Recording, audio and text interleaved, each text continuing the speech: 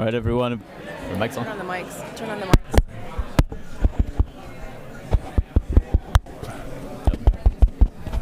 Okay. Everyone, if we could begin to take seats. It is 6:31. We were scheduled to begin at 6:30, so we'll be beginning the meeting very shortly. That's my Mayor Pro Tem right there. Mayor Pro Tem.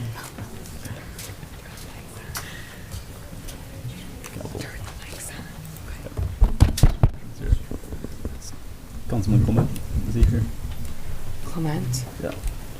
Is he here?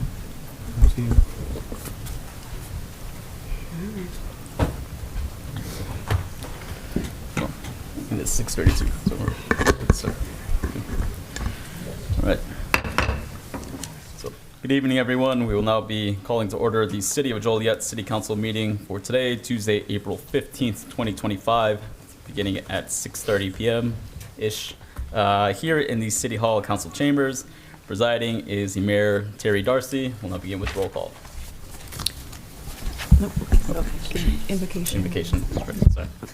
I'm in a rush to get started. So, We have plenty of time. Yeah, Take your before we time. begin that, we'll start with our invocation by Pastor Larry Tyler of Second Baptist Church at 156 South Joliet Street, after which he will lead us in the Pledge of Allegiance. There we go.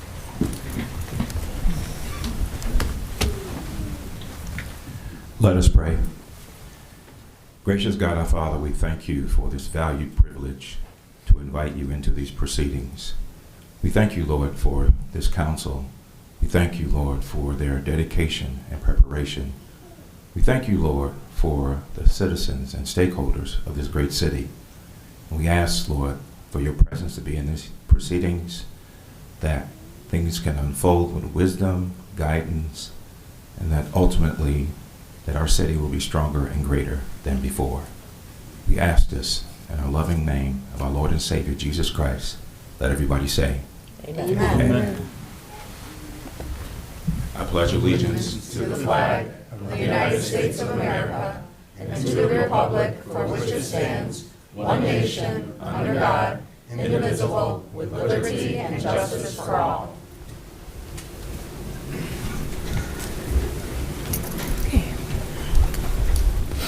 Okay, we'll begin with roll call. Mayor Darcy. Here. Councilman Cardenas. Here. Councilman Clement. Councilman Guerrero. Here. Councilman Hug. Here. Councilwoman Ibarra. Here. Councilman Mudron. Here. Councilwoman Quillman. Here. Councilwoman Reardon. Here. Okay, Mayor. I'd like to take a moment to honor Staff Sergeant Jose de Nunez Jr. Beth and I went out today to meet the plane that brought his casket back for his final resting place. Staff Sergeant Jose de Nunez Jr., who was serving in the U.S. Army, was one of the 4 soldiers tragically killed in a training accident in Lithuania. Staff Sergeant was a hometown son and would have turned 26 years old on April 8th. He was one of 6 children, and he leaves behind a loving wife and a 1-year-old son. He enlisted in the Army after graduating from high school in 2017 and dedicated himself to serving our nation. Earlier today, our police and fire personnel escorted his body from his arrival at Lewis University Airport to Tzach's funeral home, where services will be held. Visitation will be on Thursday, April 17th, from 4 to 8 p.m. at Tzach Funeral Home, 1211 Plainfield Road. Funeral services will be held Friday, April 18th, with visitation at Word of Life Church, 1500 Cedarwood Drive, Crest Hill, Illinois, from 10 to 11, with services beginning at 11 a.m. In his honor, I am respectfully asking all residents, schools, churches, businesses, and community organizations to lower their flags to half-staff. From sunrise to sunset on the day of his funeral, Friday, April 18th, as well as the 2 days immediately following that. This is a tragic loss of a young life, a devoted soldier. We owe it to him and his family to honor his sacrifice and show our deepest respect by lowering our flags and standing together in remembrance and praying for the family to find peace in this tough time. Thank you.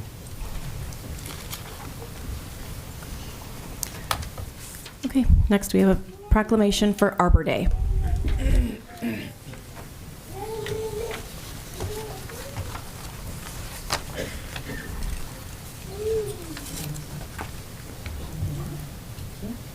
Would the poster contest winners please come forward? We're going to read the proclamation and then hand out your certificates.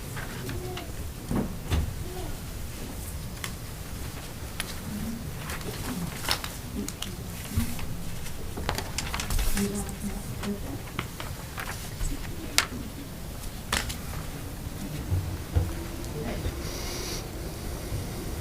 A proclamation. Whereas in 1872, J. Sterling Morton proposed to the Nebraska Board of Agriculture that a special date be set aside for the planting of trees, and whereas this holiday, called Arbor Day, was first observed with the planting of more than 1 million trees in Nebraska. And whereas trees can clean the air, produce oxygen, provide habitat for wildlife, reduce the erosion of our precious topsoil by wind and water, cut heating and cooling costs, and moderate the temperature. And whereas trees in our city increase property values, enhance the economic vitality of business areas, and beautify our community. And whereas Joliet has been recognized as a Tree City USA for the 34th consecutive year by the National Arbor Day Foundation, and Joliet desires to continue its tree planting ways. Now, therefore, I, Terry Darcy, Mayor of the City of Joliet, Illinois, on behalf of the City Council, do hereby proclaim April 25th, 2025 as Arbor Day in the City of Joliet, and I urge all citizens to support the effort to care for our trees, woodlands, and to support our community's forestry. Signed today, April 15th, 2025, by Mayor Terry Darcy, Mayor of Joliet. Congratulations.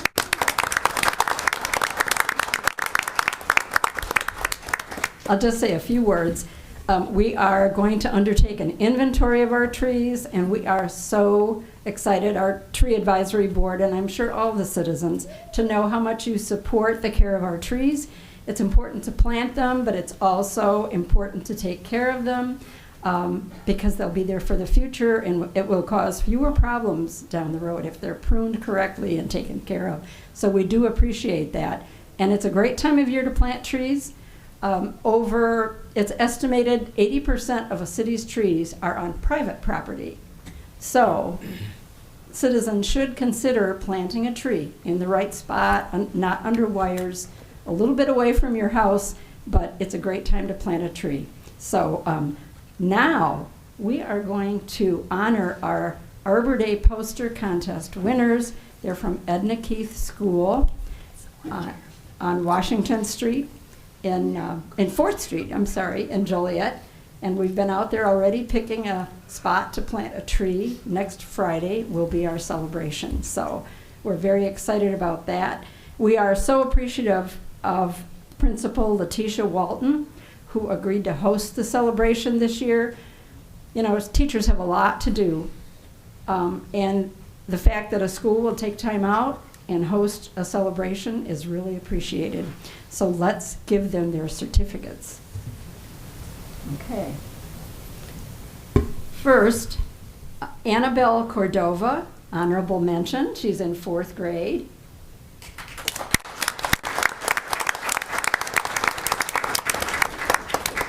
Jackson Hollister is in 5th. I'm not sure if he's here.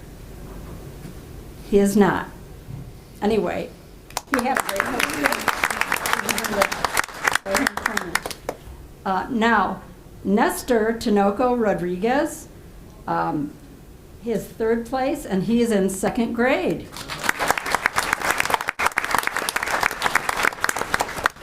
Then Jemiah McMurtry was in 2nd place, and she is in 3rd grade. And Ian McMillan is a 5th grader, and he is in 1st place. So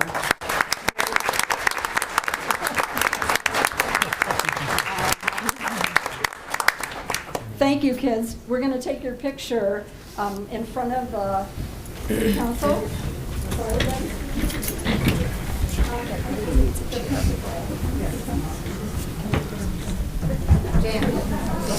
Yeah. She's sitting right there.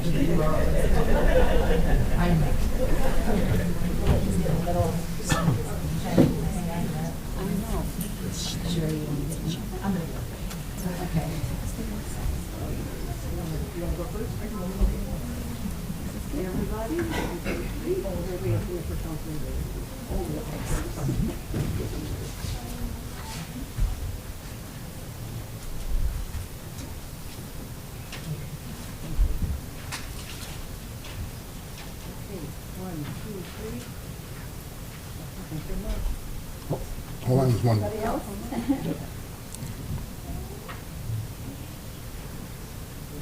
One more parent.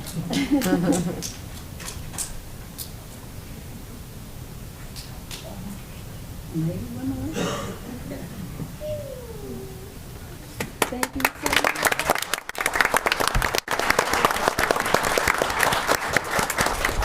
Thank you, kids.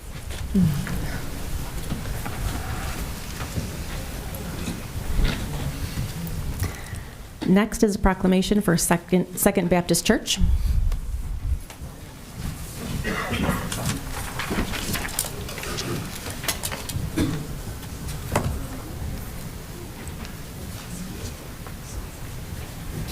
Okay.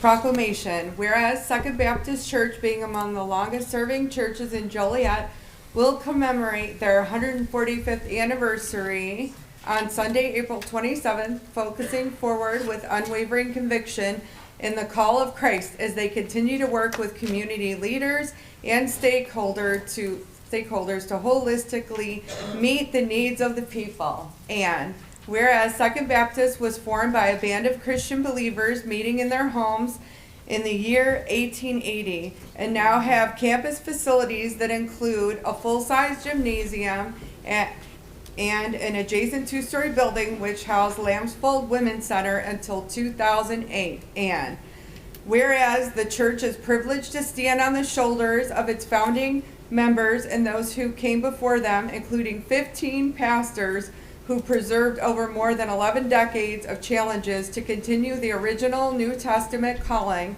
of the church's founders, Jesus Christ. And whereas Second Baptist Church deeply appreciates all donors and funding sources for their not-for-profit entity called Community Lifeline Ministry, which enables neighborhood outreach ministries such as a weekly curbside food pantry, elementary after-school program, and basketball ministry for young men and women to curtail at-risk behaviors. And whereas the partnership and consistent support of city officials and the police department add significant value to the church's efforts to achieve their mission.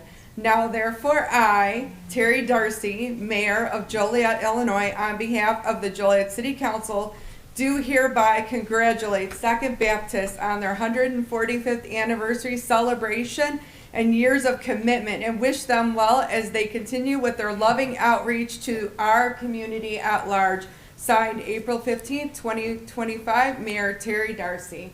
Congratulations.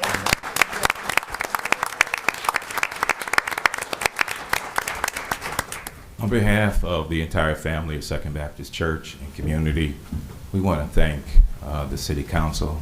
Susanna, thank you for this suggestion. Thank you for your help and support as we proclaim the message of Christ, and in addition to that, holistically try to meet the needs of not just our members, but of all people of the community and extended community. So thank you for your help and support as we go forward together as one. God bless you. Thank you. Thank you, Pastor.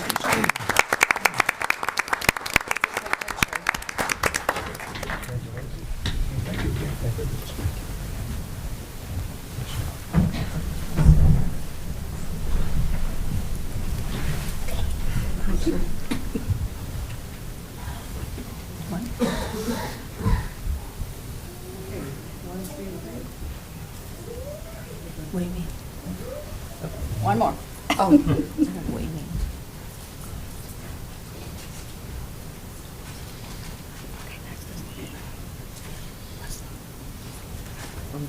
Awesome.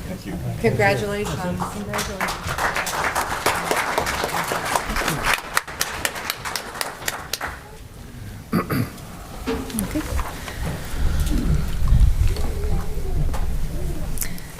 Next are proclamations honoring IHSA wrestling state champions.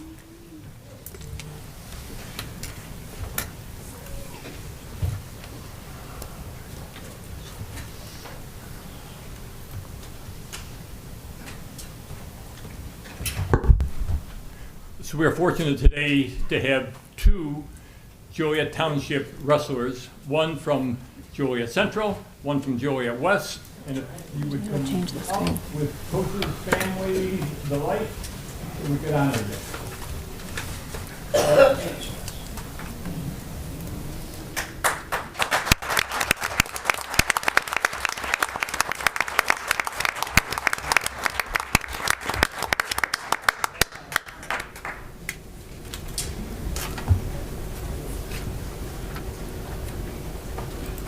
We're waiting, we're waiting. Put something on the screen here in a second. Yep.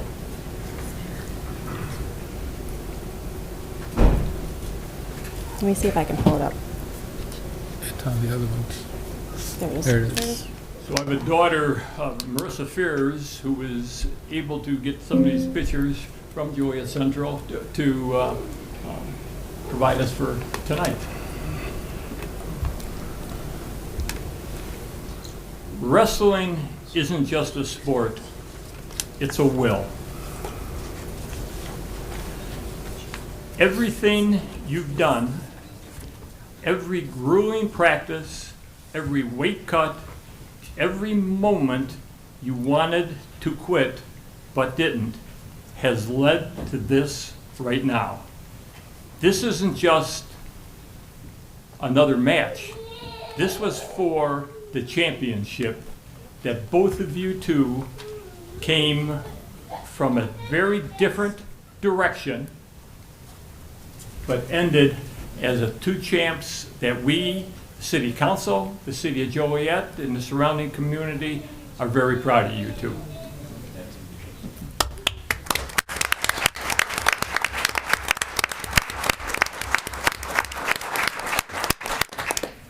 Proclamation.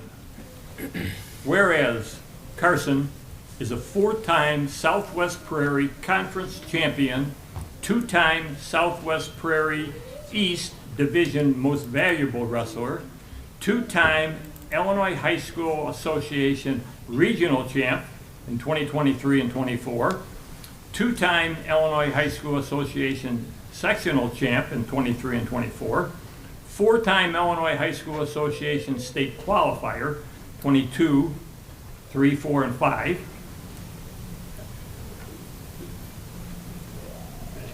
And in 24, the Illinois High School Association third place finisher, and now in 25, the champion at 150 pounds. Congratulations.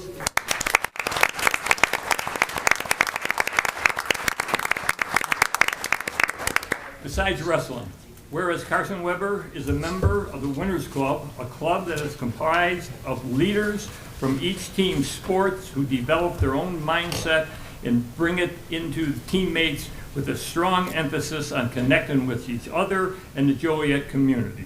Whereas Carson first started wrestling in elementary school, and whereas he's also a member of the Athletic Training Club, a club that provides clinical experiences for students interested in the healthcare field and works with various sports programs while aiding athletic trainers, coaches, and student athletes.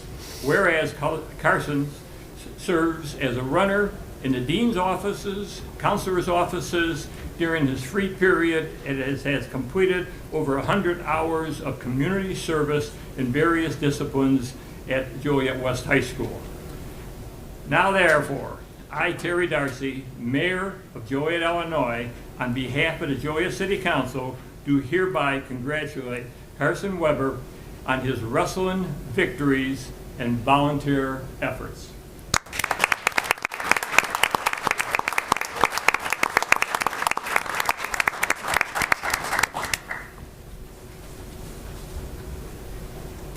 The last state champ from Joliet West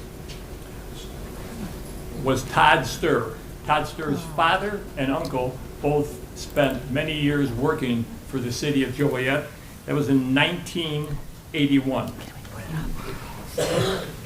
Something that's not in the proclamation, both of these two wrestlers won in a very unique style, with Carson winning his championship match after losing to the wrestler from Lockport previously, out-wrestled him 1-0 with an escape in the second period, and no one got a takedown in any of the other periods. 6 minutes is a long time to be out there with a 1-point victory. Okay. Congratulations.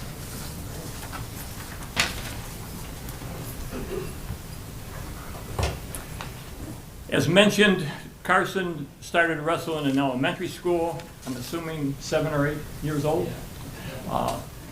The other gentleman thought he was a baseball player and figured out that maybe I should be a wrestler.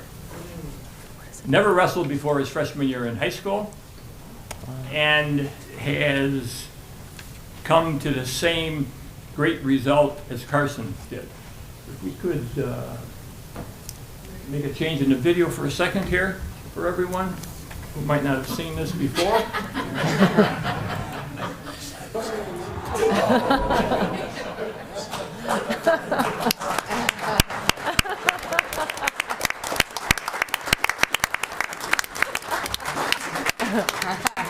Thank my daughter for providing that for me. Proclamation. Whereas Charles Walker, a senior from Joliet Central High School, won the 2025 IHSA Class 3A 215-pound Boys State Wrestling Championship in Champaign, Illinois on February 22nd, 2025. His recent wrestling victory marks the first individual state wrestling champ from Joliet Central High School since 1998. Whereas Charles started his freshman year as a baseball player, quickly changing over to wrestling, a sport he never participated in before. He started as a heavyweight, which is a class of 285, one I'm familiar with, and participated in band the first 3 years at Joliet Central, and is a member of the newly organized JTHS CEO program. And whereas Charles won 8 straight tournaments to end the year, including the Southwest Prairie Conference IHSA Regional, the ISA Sectional, and the Illinois State Championship within the state finals. First match by a technical fall of 17-2, second match by a pin, third match 6-1, and the final match a victory of 7-5, where he was tied at 4-4 with about a minute and a half to go in the third period, and he chose to let his opponent free. He is now down 5-4 to an opponent who has beaten him before. But with less than a minute to go, Charles knew of his takedown ability, which I think he just saw in the film, was able to take his opponent down, which is worth 3 points, and rode him out for that last incredible amount of time and won 7-5. Whereas he captured the Class 3A wrestling title at 215 pounds and finished the season with a school record 50 wins and overall career record of 138-34. He is a 3-time state qualifier who plans to wrestle in college and was named the 2025 Herald News Wrestler of the Year. And whereas head coach Patrick McGovern stated, Charles brought the Joliet Central Steelman community together with an amazing accomplishment. Now therefore, I, Terry Darcy, Mayor of Joliet, Illinois, on behalf of the Joliet City Council, do hereby congratulate Charles Walker and his wrestling victories as being named the 2025 Herald News Wrestler of the Year. And if anyone was considering being a wrestling coach, maybe you would like to watch this one more time. Have this, Come on, narrate.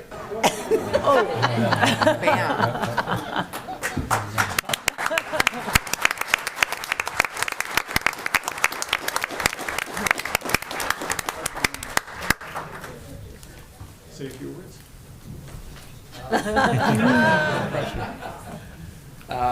I'd like to thank you guys for inviting me to this event, and I've been honored to represent the city of Joliet for the past 4 years, and I couldn't imagine achieving this goal in a better city. So, thank you.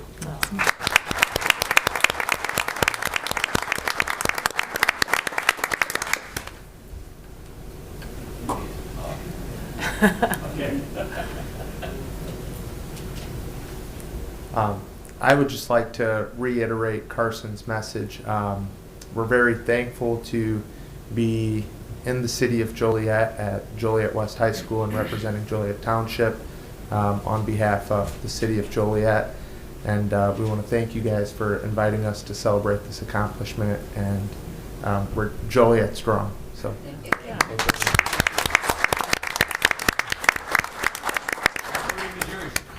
Good evening, everyone. I'm truly honored to receive this award. This recognition reflects not only on me and my efforts, but the consistent support of my family, friends, coaches, and incredible community. Your encouragement has played a huge role in my journey, and I share this achievement with all of you. This community means a lot to me. I continue to push myself, not just for the wins on the mat, but to give back to my community.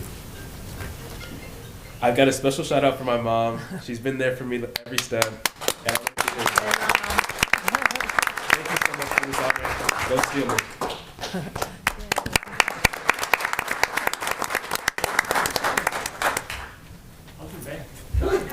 Yeah, thanks for reminding my ribs how that felt.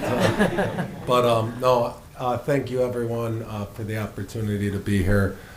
These two young men have brought the city of Joliet together in more than many ways that'll be stated here tonight. But I'd like to thank everyone for being a part of this. Thank you so much. I have a question for Charles. Can you do me a favor? I saw the video, but it was a little blurry. No. And the guy had his back. Could you show us how you did that again? No. Councilman Mudrin used to be a wrestler. Oh, no. Not today. Yeah, not today. So do we get some pictures that maybe we could do 3 different sets? We'll start with West and his family, and then Central, and then if she comes up, and then do everybody together. Sure. Thanks.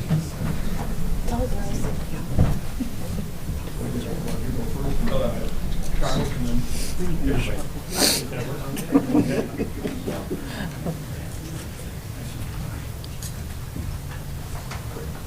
Okay, have the coach in there. Are we not set? Are we set?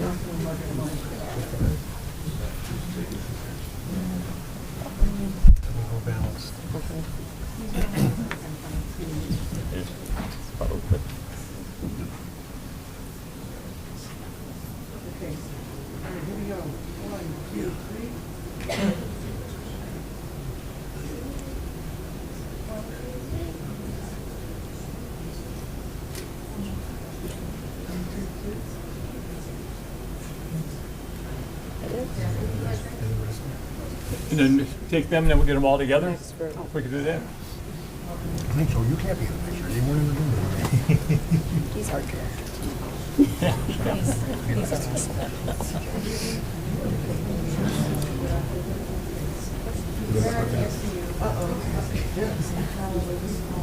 Can you see him now?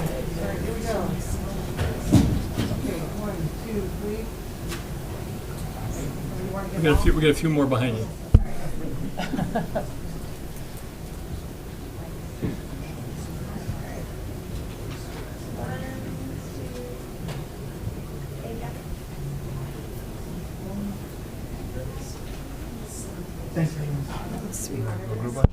Yeah, could we get the two wrestlers in the middle and then the families on the sides of them, please? Should we scooch down this way? Yeah, let's scooch down this way. We're scooching. We got these guys all stuck at one end.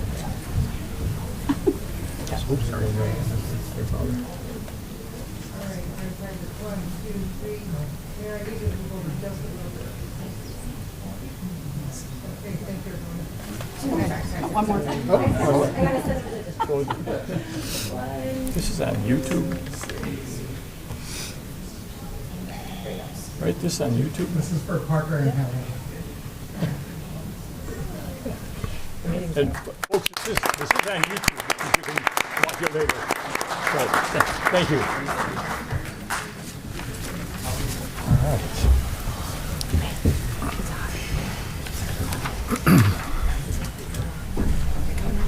You came prepared tonight. That was so cute.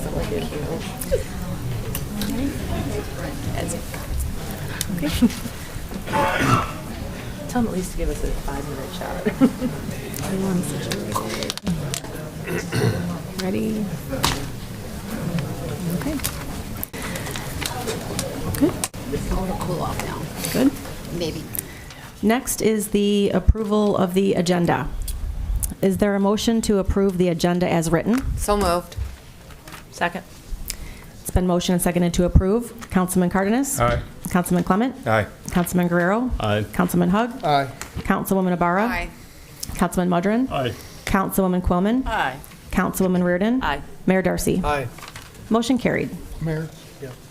Dustin, you don't have to, I'm not going to make you give a big speech. We discussed the one item that's in the agenda, which has to do with the grant money and so forth. That's item, where was it? Give me a second. Oh, here we go. 246-25. And I voted no as a recommendation of the committee, but I'm going to go ahead and not request it be removed because you did clarify that going through the planning process, then the next step would be whether this council or a future council wants to go any further past that for the $25 to $50 million implementation process if it's awarded. Am I correct? That is correct. This is a discrete process in and of itself that does not bind this council or a future council to any future actions. Okay. And he did a good job explaining, but like you said, he's concentrating on the planning, just so everybody understands why I brought this up. And the implementation has guidelines. My question was, would this allow the city, which we've already done once and I opposed it, you know what I'm talking about with Evergreen Terrace, would this allow the city, if we get that far, to actually build apartments and be landlord, which I don't believe should. And he wasn't sure if that would be allowed, and he said that's the second phase that we decide that stuff. So I wanted to be clear on that. Mm-hmm. Okay? Thank you. Thank you, Dustin. Okay. Next is citizens to be heard on agenda items. So is there anyone who would like to speak on an agenda item? This is your time to come forward if you're here to speak on an item that's on the agenda this evening. David? Larry Crawford, 613 North Hickory Street, District 4. Good to see you, sir. Just had a couple of concerns. I had the privilege of watching the pre-council meeting as I kind of fighting a good fight, and probably hear that I am. But I just want to ask about what is the protocol for public comments, as it might be, because there was a lengthy amount of time spent on the subject, and it seemed to me that some of what was happening was kind of being dictated by somebody on the council rather than let the public come in and make their own statements without being necessarily interrupted. So I'm just trying to be clear, Ms. Beatty, in terms of what is the protocol on it as it relates to that. Is there a design pro tempore person who's in charge, who can say, let the public speak, or is there something that gives them a right to interrupt while maybe I'm making my comments or something?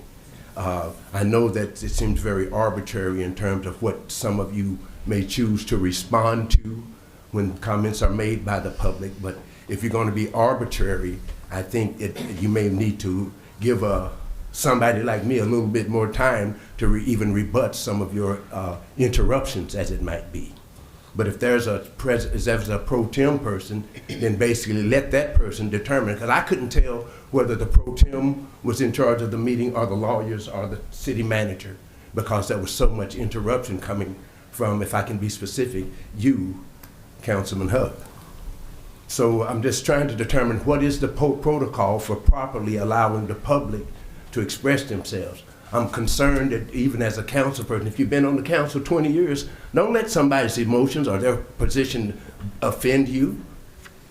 I'm just throwing that in, you know, but and don't let any, maybe it's proper for someone to just have their way and say, we're going to answer questions this way. Let's bunch these all together, and that way, if you have something other than this, then you need to get to the back of the line. Why not be at the front of the line in terms of allowing the public to say what's on my mind, rather than you dictating how I choose to present that?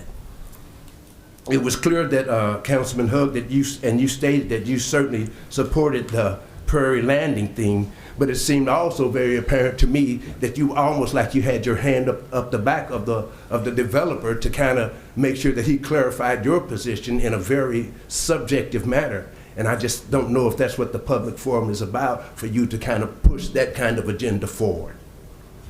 You know, and you allowed him again to rebut the positions of the people who had some positions that were dissenting to that development process. And I'm just concerned if there's a protocol, Ms. Beatty, that determines how we can engage without being dismissive in terms of how the council responds to our concerns. Sure, I'd be happy to meet with you after your comments. Right now is not the appropriate time for the council or for me to answer any questions. That was the assumption that I had. Okay. The experience that I've observed and experienced personally is that I've been interrupted, as it might be, and I've had to ask to reclaim my time. And if that's the protocol, then I think we should stand by that. As she suggested, Councilwoman Quillman suggested that in terms of parliamentary procedure, I think it may be useful for this council to get a refresher on parliamentary procedure in terms of helping the public to know what is the proper way to go about expressing opinions for the council and the concerns of the citizens.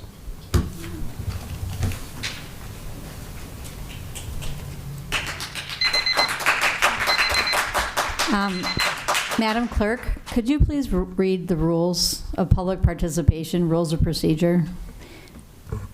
Sure. Speakers should try to address all comments to the council as a whole and not to any member thereof. Repetitive comments are discouraged. The total comment time for any one person is 4 minutes. A speaker cannot give his or her allotted minutes to another speaker. No speaker shall engage in a debate or make direct threats or personal attacks or be uncivil or abusive. The presiding officer may limit irrelevant, immaterial, or inappropriate comments or statements. Can we talk about Prairie Landing? Well, one second, sir. We'll as it was mentioned yesterday in the pre-council meeting, our mayor has to step outside when there's any discussion regarding the agenda item on Prairie Landing. So at this moment, if there's anybody that has would like to participate in public comment on any agenda item outside of, what is this, Council Memo 258, ordinances associated with Prairie Landing subdivision, is that appropriate? Could we ask anybody who has public comments to be made on any other agenda item if you could come forward, not pertaining to Prairie Landing subdivision? We definitely need another marijuana facility. It is ridiculous what's going on over at Rise. Thank you. Ridiculous. Sorry, Coach.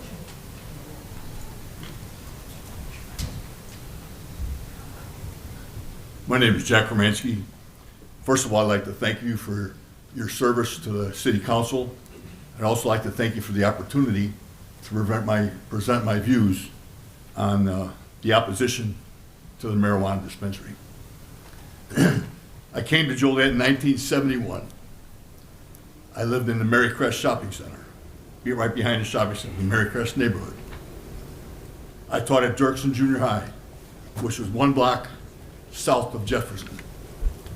I retired from the University of St. Francis, which was just a couple blocks north of Jefferson.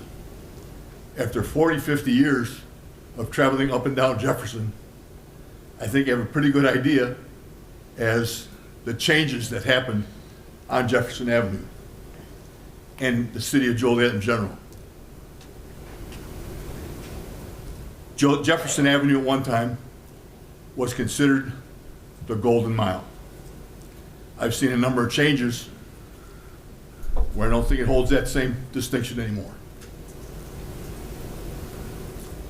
I moved from one residence in Marycrest to a second residence in Marycrest, and then a third residence in Marycrest. I guess I just didn't want to get lost, so I knew where I was. But I've seen the changes up and down Jefferson. My opposition to the dispensary on Jefferson is that's considered my neighborhood. That's where I live. The people that want to put it there don't live in Joliet. They're not part of Joliet. I think there's other places that they could have it. I'm not in opposition to it. I'm just saying that's not the proper place. A year and a half to 2 years ago, Baker Square went under, and that was downplayed. It was negated by the city council to put it there. The location that they're looking at now is just a couple doors down from the location that was downplayed, that was canceled not to put it there. So what changed in the last year and a half that made it okay to put one there now? The kids still have to walk right past there to junior high, have to walk right past there to the high school. Nothing's changed. I heard the owners talk about, well, they get the people from outside, bring people into Joliet. I thought the best place to put them would be at the new upscale mall that they're supposedly building on 55 and 80. So far, the upscale mall has warehouses and a casino. So there's a lot of room there that they can build their own building. And it's not in a neighborhood situation, especially my neighborhood. I don't know if anybody has any questions for me or not, but I just don't feel it's a proper location to have a medical marijuana dispensary on Jefferson Street when we have 2 other locations on the west side of Joliet as it is. So I thank you for your time, and I appreciate your concern. Thank you.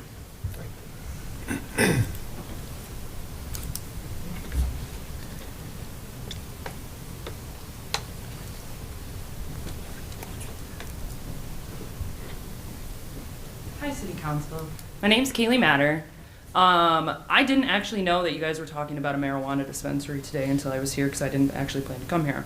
So I am a medical marijuana card owner. I've applied for it, and I would personally love to be able to come to Joliet, closer to my house. Currently, I have to travel all the way to the far west side to get my medical marijuana, which I can legally get, which is really healthy for me as a human, just as general. So if I could have one closer in Joliet where I could actually spend my money in Joliet, because I don't, I go to New Lenox because it makes more sense to me. I would love, I go to Rise, but it's all the way on the other side. And Rise doesn't have good prices, and also there's only one medical marijuana dispensary that I can go to in Joliet. One, just one. And that's the one far off by, what is it, Rock Creek? All the way over, I don't know where it is. I don't go that way because it's so far away.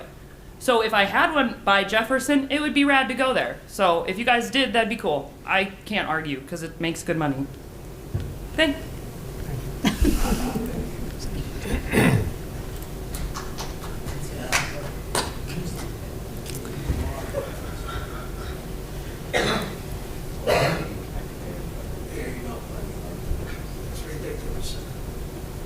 appreciate it. Yesterday, I talked a little bit about the tax revenue that's lost to New Lenox because of the dispensary being all the way on the west side.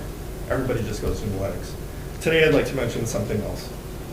The security that goes into one of these type of facilities is incredible. The crime around that area will dwindle to nothing. You can see in every direction on camera 24 hours a day, and the entire area is lit 24 hours a day because of it. It is the best thing for that neighborhood, not only because of the money, but because of the lack of crime that will start to happen around it. I just wanted to make that clear to everybody. Thank you.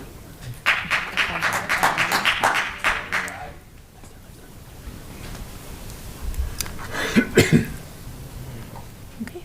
Is there anyone else who would like to speak on an agenda item other than Prairie Landing?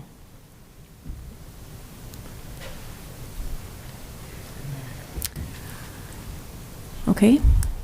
At this time, we'll take comments then for anyone here that is here to speak on Prairie Landing. Otherwise, we'll move on. I've got to excuse myself again. Okay. Don't start the clock yet. You got to reset it. Set the time. Yeah.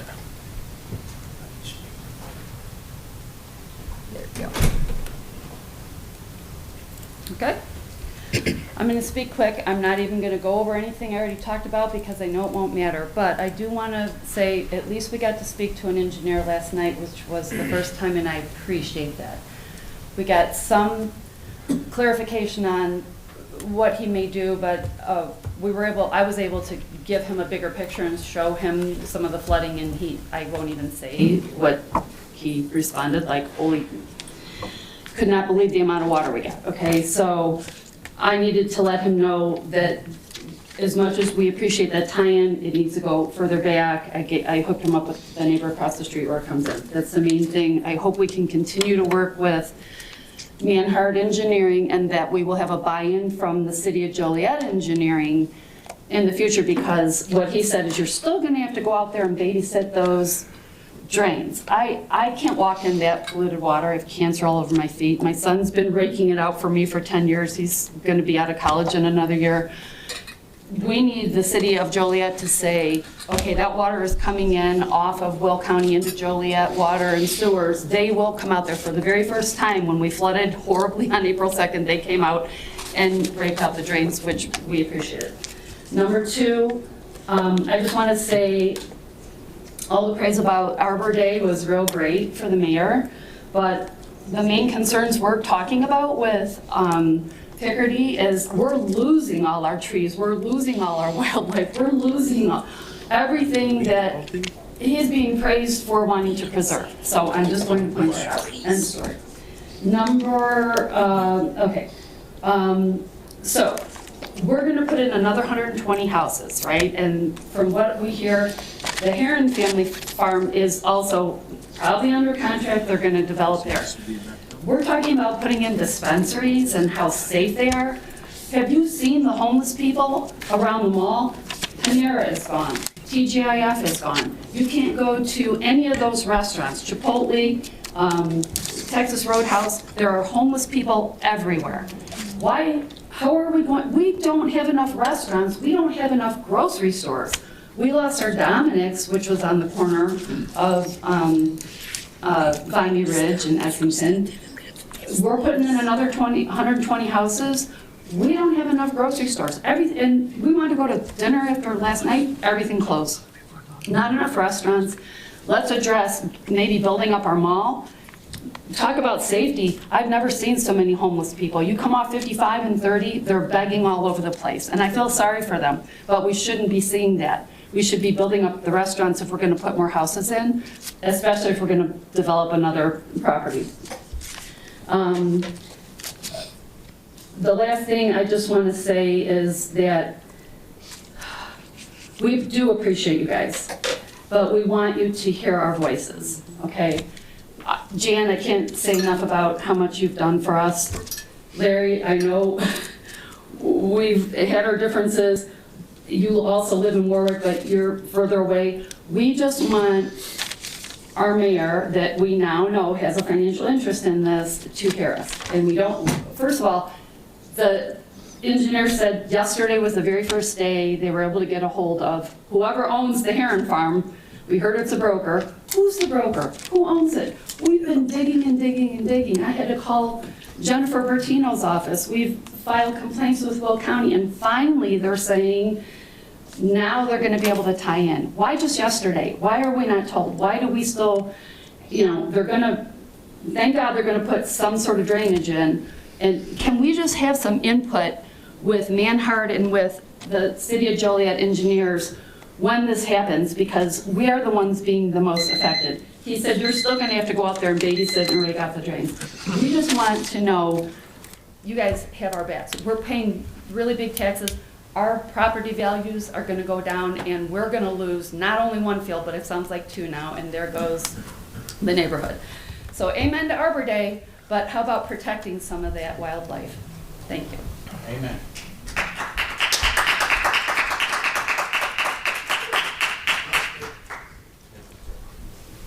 My name is Chester Wartenberg, born and raised in Joliet. I was born at St. Joe's Hospital on Broadway Street, because the St. Joe's Hospital you know now was a farm field when I was a kid. I grew up in the far west side of Joliet, Bridal Wreath Acres. That was a farm field.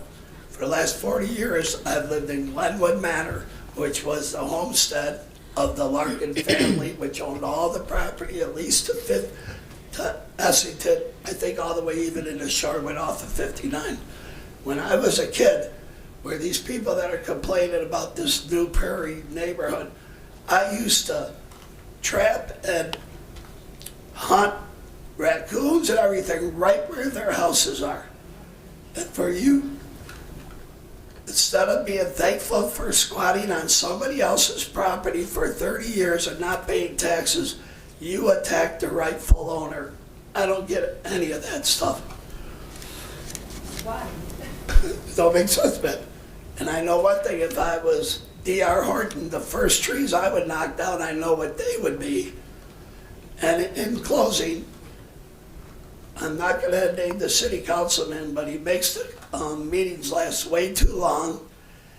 And after finally getting a competent city manager, that same councilman keeps bullying her, and it doesn't look good.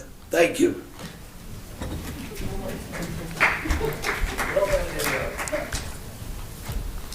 Hello, it's me, Maria Leck again. Today is a happy day, at least for me.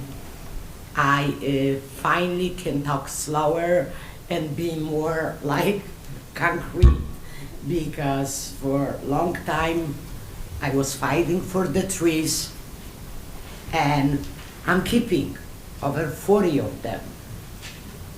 And this gentleman, the lawyer for Horton, he made sure that many of them, they giving me the land, so nobody ever can touch them. So it's a beautiful day.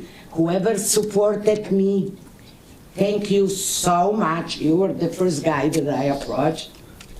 And whoever helped me, thank you so much. Whoever knew me and ran away from me, too bad. We're not friends anymore. Thank you. And I'm also thankful, I won't believe that I will say that, to the mayor, because he also had some big input on the, I call him farmer, the guy who owns the farm. Whatever deal is going on from now on, I don't care who does what, who owns what. I kept my trees, I kept my neighbors very happy. And 35 years of worry, what was gonna happen on that land. Because I knew multiple family homes, this and that. From the day one, it's the peace in my heart that that's gonna be single family homes. More expensive, less expensive, but single family homes. And I'm sure they will be more expensive than a lot of houses in our neighborhood. So I don't know what somebody can want more from them. This is the best thing that can happen to us. What is worrying me, that the end of demurrage, I'm sorry, whoever I'm offending, they would want to bring the whole water from that farm field to our, I call it ditch, to our water retention. Then we are a little worried that they cannot do the drainage from the whole farm to bring right under our nose, since we few houses are the lowest in this area. So that's the only worry. But I am very comfortable. Horton work with me, and in few weeks I will sleep finally peacefully after 35 years. So thank you guys for your help. I know you did a lot on my behalf, and let's hope you don't see me again.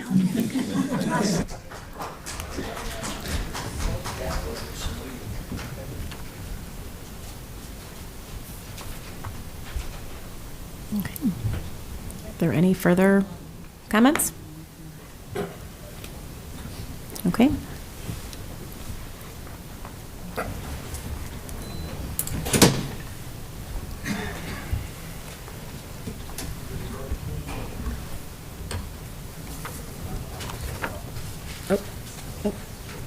Wait. Oh, Shut the door. Are you speaking on Prairie Landing? Yeah.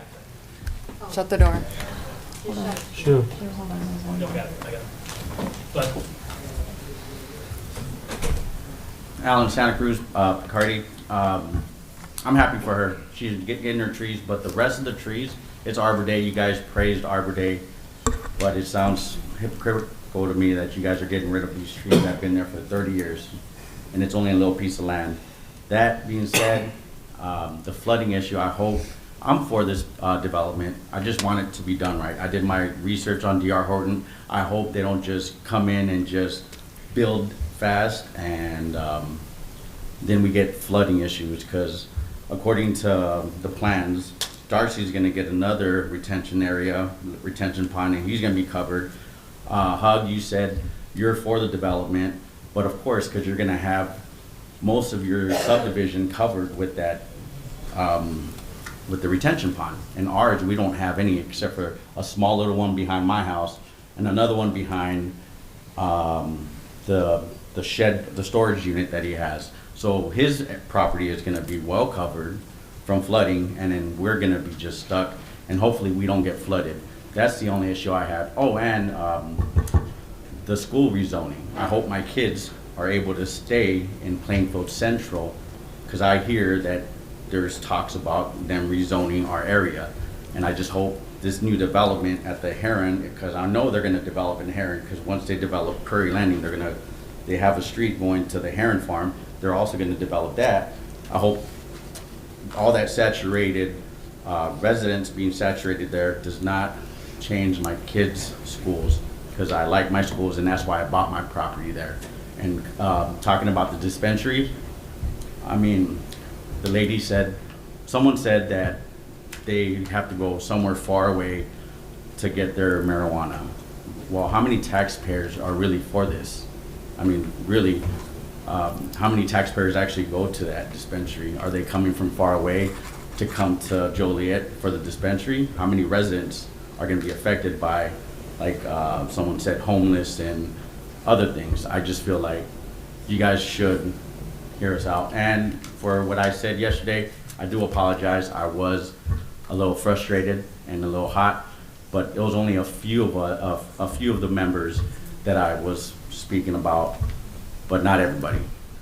Alan and I spoke earlier today, and we both were a little testy last night, so we resolved our issues. Things happen like that, but in the end, you just both come to calm down, and we're good now.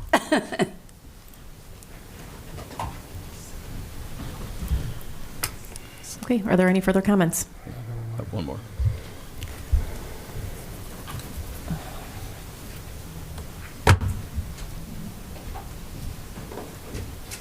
Hi, my name is Eddie Young, and I said majority of this stuff yesterday, but I want to reiterate it about the parks.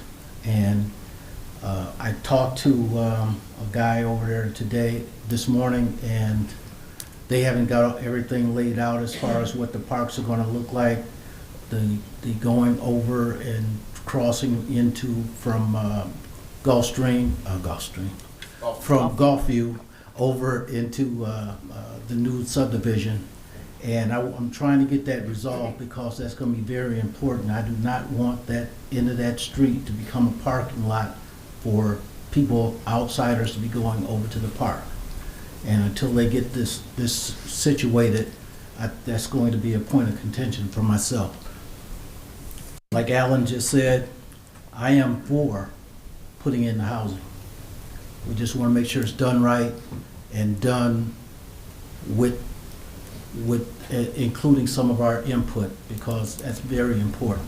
Because we come back and we say, I told you so, and everybody starts finger pointing and then hiding.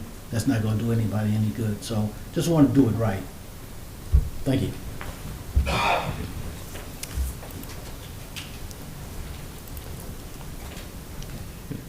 Is there anyone else who would like to speak for public comment regarding agenda item 258-25, ordinances associated with Prairie Landing subdivision? Now would be the appropriate time to do so.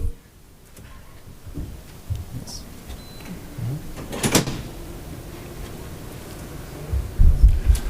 Okay. Go.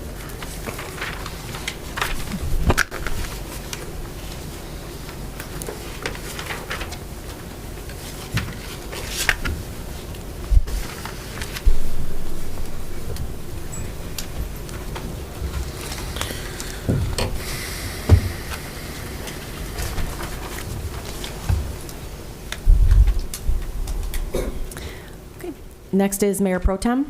Is there a motion to appoint Councilman Hug to serve as Mayor Pro Tem for the term May 1st, 2025 through June 30th, 2025? So moved. Second. It's been motioned and seconded to approve. Councilman Clement? Aye. Councilman Guerrero? Aye. Councilman Hug? Aye. Councilwoman Ibarra? Aye. Councilman Mudrin? Aye. Councilwoman Quillman? Aye. Councilwoman Reardon? Aye. Councilman Cardenas? Aye. Mayor Darcy? Aye. Motion carried. Council committee reports. Finance. Finance Committee met here in council chambers this evening at 5:30. On the Finance Committee is Councilwoman Sherry Reardon, Councilman Larry Hugg, and myself. We had a rather light agenda. Some of the items that we spoke about was a budget amendment for the Victory Center, which was approved in 2024, and that money needs to be moved here to the 2025. Tri-County vehicle surplus, they are looking to trade in 2 vehicles to purchase 1 new vehicle that fits their needs much better. The Rialto Square grant was moved on to the full agenda. This grant is to fund capital repairs to the historic Rialto Theater. The 2025 grant will be used for the Rialto with $8.5 million HVAC project. The grant agreement requires the Rialto give quarterly reports on how the funds are spent. Also moved on to the full council is the Joliet Historical Museum grant. This grant is restricted to 3 target areas of the museum's operation: regularly scheduled public events, operations of the old Joliet prison, and the operation of the museum and Union Depot Rail Museum. This is a reimbursable grant and restricted to items within the City of Joliet corporate limits. Reimbursement requires the evidence that the funds have used to meet the grant's requirements. Another contract was moved on to the full council for Choice Neighborhood, Incentive Planning Coordinator. The Choice Neighborhood program aims to revitalize distressed neighborhoods by replacing poor quality public and HUD-assisted housing with high-quality mixed income operation. The city was awarded this planning grant to develop and transform the plan, which will then guide these efforts and enable the application of Choice Neighborhoods Implementation Grant ranging from $25 million to $50 million. 4 proposals were submitted for that. That has also moved on to the full council. Next, the monthly financial statement. The general fund, we just finished our first quarter of the year. Overall revenues are trending in line with the budget, with sales-related taxes showing early signs of being minimally better than budgeted. This final online sales tax information, general reporting of the use tax and inflation. Staff is actively monitoring economic conditions and projections to identify and then mitigate any impact that we would have with Joliet finances. The Rialto quarterly report was spoken up on. Almost 30,000 visitors the last quarter, attending 23 different events, 1 wedding, 3 real movies. During the quarter, almost 53,000 people visited the theater's website, and 128,000 people received a regular email on the events at the Rialto Theater. Sherry, Larry? Oh, that's perfect. Good, thank you. And that's my report. Thank you. I have a question. Mm-hmm. Why doesn't the Rialto have fundraising events like they used to, like big, like once a year, like JCA does and the University of St. Francis? Just to raise some money for them. Well, we should probably ask the person who is the liaison to the Rialto, who's sitting on the other side. Oh, isn't that sweet of you? I think I'll give this to Wade. No, not the liaison. Okay, how about it? We'll ask Wade, their director. Good evening, Council. I'm Wade Welsh. I'm the Executive Director at the Rialto. To answer your question, Councilman Quillman, so our big fundraisers of the year, obviously Home for the Holidays. So that is a six-figure fundraiser for us. And then also our 1926 campaign around our birthday, which will be coming up in the next month. And then obviously next year, 2026, when we celebrate our 100th anniversary, will be a whole lot of fundraising going on for the theater on that side of things. Good to hear, because I know we used to have a couple, when I was on the board back, we had lots of fundraisers. That's Sure. why I was wondering. It was kind of missed. People kind of looked forward to, so this is something to look forward to now. Absolutely. Good to hear. Thank you. Yep. Public service? The Public Service Committee met here at City Hall yesterday at 4:30 in these council chambers. On the committee and in attendance was Councilwoman Raridan, Councilman Mudrin, and myself. That's deja vu all over again from the Finance Committee, isn't it? Yes, it is. With that, we also had a very short agenda. There was 4 items under contracts. 2 of them are what's called an aggregate materials price agreement contract and a bituminous materials price agreement contract. Bituminous refers to basically the asphalt that's used for repairs and patching throughout the city for the year, and any other aggregate that's needed, stones and so forth, for that process would be under the materials price agreement. There is not a total number for that because they guarantee a per ton amount. And there's several companies that offer that we approve for the per ton amount because it depends on where the repair is being done. If we need to get a load of asphalt, on the far east side is where we're gonna patch some roads, but one of the suppliers is on the far west side. It's a lot of money in diesel for the 6-wheeler, 2-ton trucks to bring it over there. So that's all it is. It's a list of qualified suppliers depending on availability and location of each job. So it's a contract for a locked-in price for the year. Then we looked at 2 items having to do with the city fleet, particularly the police. One was approve the purchase of miscellaneous upfit for 2025 police squad vehicles. That was already in the budget for the police, the 20 vehicles. This was just looking at the contract now that we have the vehicles, or are getting them, to choose a company based on the bid, to actually do the upfits, put lights on, put the radios in, things that you have to, turn the regular car into a police car with, aftermarket. And the other item under the contracts was the approval of purchase of 12 Chevy Malibu police vehicles. That would be for a total of about $435,000. There is money in the vehicle capital fund, the fleet capital fund, to make that purchase. We want to make that purchase because this is the last chance we'd have to purchase the Malibus. They will be discontinued after this year and not built moving forward, at which time then we'll move Those that are using the cars right now, which is the supervisory folks, will then have to use the SUVs that we currently have as police vehicles. But yeah, this is the final year of the Chevy Malibu, so we wanted to get as many as we could, and there was only one dealer that had any, and they had 12. And we looked at all 4 of these contracts, and they were done properly, and we vetted them, and they all 4 received unanimous approval by all 3 of the members of the committee to send it to the full council with committee recommendation to approve. We had 2 change orders under change orders, pay estimates, and final payments. One was for a company called Arbor Landscaping Services in the amount of $75,000. It was a good partnership between the city and this contractor, because we don't have the full year's contract on tree trimmings and removals put together yet. We have an arborist who is off on, with injury, so forth and so on. There's a state of flux going on. So they said for the spring, they will honor last year's prices for $75,000, which was great news. And that way it gives staff the chance to catch up on the contract for the citywide for the remainder of the year. So we looked at that and thought that was a fantastic idea, and it was approved unanimously by all 3 members of the committee to be sent to the full council with committee recommendation to approve. The other item was roughly about $1 million change order for the Chicago downtown streetscape, from Jefferson Street to Cass Avenue, City Square. And it included some water main projects that popped up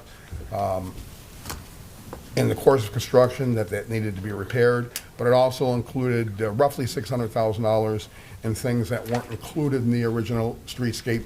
My understanding was they were proposed at one point, but didn't make it into the final approved budget for the streetscape several years ago, 3 years ago when we approved it, and now they want to be added back in. So that one was approved in a vote of 2-1 to be sent to the full council with a recommendation to approve the change order.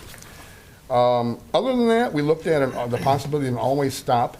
This is, of course, going to be of interest to a very small section of the town, at Reserve Lane and Sierra Row Circle, on the advice of the engineers and the warrants that were studied. It was denied. There will be no, right? No. I'm sorry. I'm sorry. I'm remembering Even wrong. you approved it. I had a moment, yes. We talked about denying it, but then we discussed it and said that there's less traffic than normally that would qualify for this, but enough traffic that I think we all 3 did agree it's no harm, no foul type thing. We can go ahead and approve it, approve it. That doesn't take council approval. That's just something that's decided by the advice of the engineers at the committee level. We did approve it. Thank you, Sherry, I was thinking of something different. Other than that, that's all we had, unless I missed anything, guys. Oh. Mayor, that would be the report for the Public Service Committee. I show no other reports. Under consent agenda, approval of minutes. It is recommended the minutes of the council meeting held on March 31st, 2025 stand approved as recorded. Invoices to be paid. It is recommended this report be approved. Council memo number 244-25. Award of contract for the 2025 City of Joliet Aggregate Materials Price Agreement Contract. Council memo number 245-25. Award of contract for the 2025 City of Joliet Bituminous Materials Price Agreement Contract. Council memo number 246-25. Award of contract for the Choice Neighborhoods Initiative Planning Coordinator to Borderless Studios in the amount of $308,880. Council memo number 247-25. Approve the purchase of ballistic helmets for SOS from Ray O'Haron in the amount of $48,087. Council memo number 248-25, approve the purchase of pole and through wall camera kits for SOS from Strack in the amount of $34,729.57. Council memo number 249-25, approve the purchase of miscellaneous upfit for 2025 police squad vehicles. Council memo number 250-25, approve the purchase and upfit of 12 Chevy Malibu police vehicles. Council memo number 251-25, change order number 1 for the 2024-2025 tree trimming and removal contract to Arbor Landscaping Services in the amount of $75,000. Council memo number 252-25, agreement for Joliet Route 66 Centennial Directional Wayside Sign Exhibit Project. It is recommended council memos 244-25 through 252-25 be approved. Is there a motion to approve all said consent agenda items? So moved. Second. It's been motioned and seconded to approve. Councilman Guerrero? Aye. Councilman Hug? Aye. Councilwoman Ibarra? Aye. Councilman Mudrin? Aye. Councilwoman Quillman? Aye. Councilwoman Reardon? Aye. Councilman Cardenas? Aye. Councilman Clement? Aye. Mayor Darcy? Aye. Motion carried. Agenda item, Council Memo Number 254-25, Change Order Number 1 for the Chicago Streetscape, Jefferson Street to Cass Avenue, City Square, and water main improvements to Austin Tyler Construction Incorporated. It is recommended Council Memo Number 254-25 be approved. So moved. Second. Any comments or questions? Yes, Mayor, I just want to make it pretty clear here that while this change order is for a substantial amount, the bulk of that is simply moving forward work that was intended to be scheduled for later this summer that had to be done regardless. And now for the sake of efficiency, well, it's being moved forward to this contract so that it can be done in a timely fashion. I think everybody else here on the council members were able to have that meeting to look over what these changes include. So we just don't want anybody in the public to think that this is additional spending or that there has now been, a huge increase. This is work that was always intended to be done and is moving forward in a time scale so that we can get it done efficiently. Thank you. Anyone else? Thank you. It's been motioned and seconded to approve. Councilman Hug? No. Councilwoman Ibarra? Aye. Councilman Mudrin? Aye. Councilwoman Quillman? Aye. Councilman Reardon? Aye. Councilman Cardenas? Aye. Councilman Clement? Aye. Councilman Guerrero? Aye. Mayor Darcy? Aye. Motion carried. Under licenses and permit applications, Council Memo Number 256-25. Approval to hold a carnival June 20th through the 22nd, 2025 at Joliet Memorial Stadium, Taste of Joliet. It is recommended that a carnival permit be approved for the Taste of Joliet. So moved. Second. Any comments, questions? Thank you. It's been motioned and seconded to approve. Councilwoman Ibarra? Aye. Councilman Mudrin? Aye. Councilwoman Quillman? Aye. Councilwoman Reardon? Aye. Councilman Cardenas? Aye. Councilman Clement? Aye. Councilman Guerrero? Aye. Councilman Hug? Aye. Mayor Darcy? Aye. Motion carried. Council Memo Number 207A-25, resolution to deny transfer of a Class B liquor license at 926 Gardner Street, Tony Bar and Grill. It is recommended the council approve the transfer of a Class B liquor license at 926 Gardner Street, Tony Bar and Grill. So moved. Excuse me. Mayor. It says resolution to deny the transfer. It's not what you said. You said the approval of it. Mr. Of the Mayor. license. Did I not hear that? You're correct. yeah, You need to if- make a motion to approve. To approve the denial, of course. No, just to make the motion to Gotcha. approve the transfer. Okay, I misunderstood what she said. Okay, sorry. This could die and we can make a motion to approve, correct? Correct. Yeah. You can do it that way, or you can just cut to the chase and make a motion. to Got it. approve Okay, I'd like to make a motion to approve the Second. Class B liquor license to 926 Gardner for Tony's Bar and Grill. So we're Second. changing it from a denial to an approval? Yes. Okay. Any comments, questions? I just want to say that Councilwoman Arbor and myself spent some time looking over this again. We met with the soon-to-be new owner, if approved. And he runs some really good places. He's got well-run bars in Villa Park, I know for sure. But he's buying the real estate. He's coming to Joliet. He wants to be part of our community. And we felt he'd be a good partner here. You know, we could continue to do what we're doing with the current owner, but we felt that he's going to bring a new dimension here. He's going to be much quieter, more of a neighborhood bar for everyone. And we just felt it would be a good fit. So she and I both agreed, if I can speak for you, that we felt it would be a good fit for the city. Mr. Mayor. Yeah, Joe? I agree with you 100%. We could keep doing this, what we were doing before, or the place could be empty. This guy has a great track record, and I think you're spot on, so. support you on that. All right, thank you. It's been motioned and seconded to approve the transfer of a Class B liquor license at 926 Gardner Street, Tony Bar and Grill. Councilman Mudrin. Aye. Councilwoman Quillman. Others have tried in the past, several owners, and there's always a problem there. The police department had 22 calls for service. I just can't vote for this. I'll vote no. Councilwoman Reardon. Aye. Councilman Cardenas. Aye. Councilman Clement. Aye. Councilman Guerrero. Aye. Councilman Hug. Aye. Councilwoman Navarro. Aye. Mayor Darcy. Aye. Motion carries.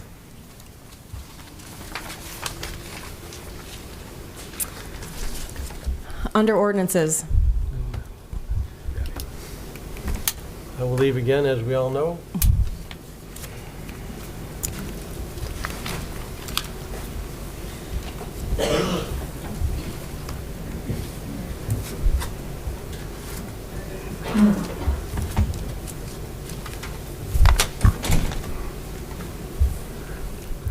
Council Memo Number 258-25.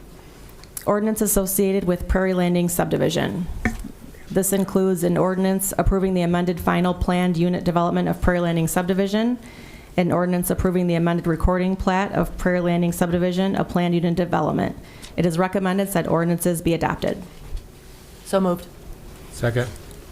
In the absence of the mayor, so I'll open it up now. If any of the council members would like to have some questions answered or any comments they would like to address on regarding Council Memo 258. Todd, do you want to explain what happened here today On the amendment? on the amendment? There was an amendment, there was a public comment that alluded to that, and that's why the motion is to adopt the amended plat. It was, my understanding was it was to negotiate on saving some of the trees. So that is the motion on the floor. Yes.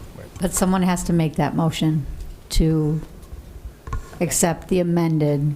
All right, then I'll change I'll make a motion to accept the amended version of the 258-25 ordinance associated with Prairie Landing subdivision. And I will second that. And I'm Right. so glad that this was all resolved and people are happy, and I know there's still some kinks to be ironed out, but in the end, I'm pretty confident that everybody's going to be happy in the end. Just to clarify, if people heard about the amendment, what happened was there was that private, oh, yeah, you guys got all that information? Okay, yeah, it's just simply Mrs. Leck is keeping a strip of land with the trees that her husband planted. That's the agreement they came to, so we formally have to make that an amended change. We're not changing anything else, none of the flood management, nothing of that nature. With that, I agree with Councilwoman Quillman. You know, it's good to hear that. While you still have some concerns, we do, and that's why we will hold their feet to the fire. There's a plan, an engineering plan that is approved that meets the federal, state, and local water management requirements, and our staff has to make sure it's done right. I have a lot of confidence after having met him yesterday in the Manhart engineers to make sure it's done right, but we'll be looking over the shoulder. So it's good that we went through as many meetings, and if there's more questions, feel free to call. I'm sorry, ma'am, this isn't the time for public comments. We take public comments at the beginning and at the end of the meeting. That's just the formality of the meeting. Second. We usually defer to the district councilman, and in this case, it's Larry Hug.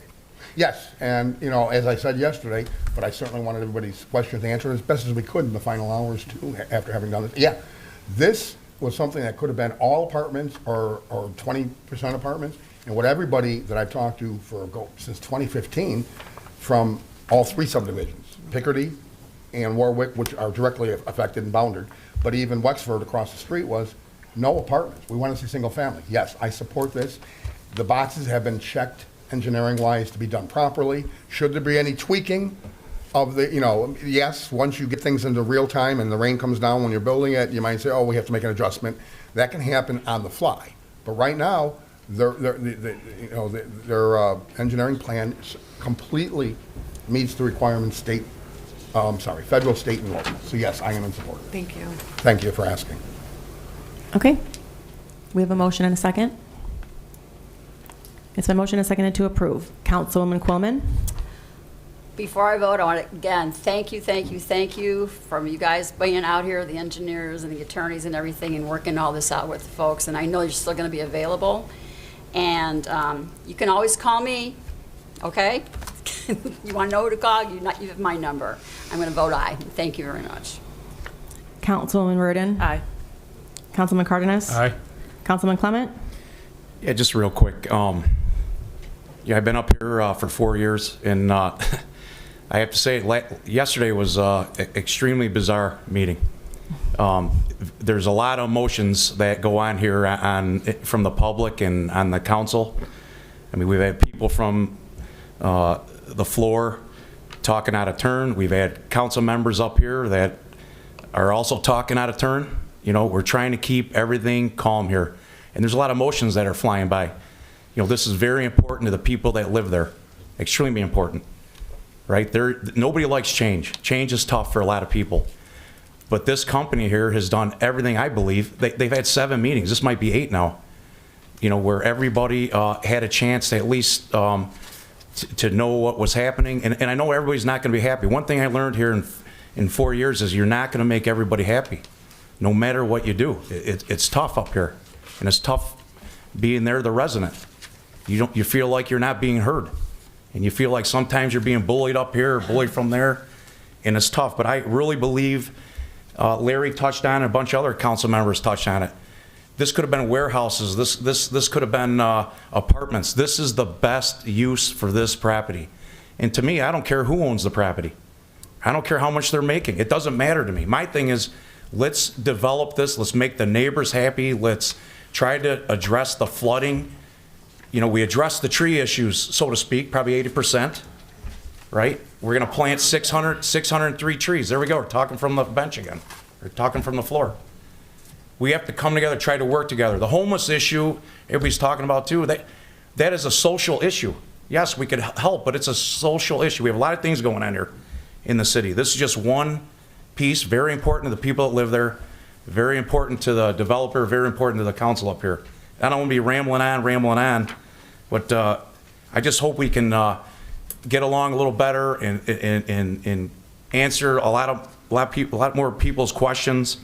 But I think we did a pretty good job as a city on this project. It's not going to make everybody happy, but this is the best use for this property. 122 units, 603 trees, over 1,000 other plants and whatever. I think it's the best use for this property. We're going to address the flooding. They didn't even have to do that, but we're doing it.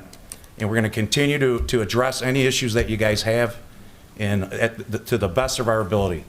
So I'm sorry to carry on, but I sit here and it gets frustrating at times, but this is what we sign up for. And I continue to want to work with the council, the mayor, and the residents. But I vote aye on this project.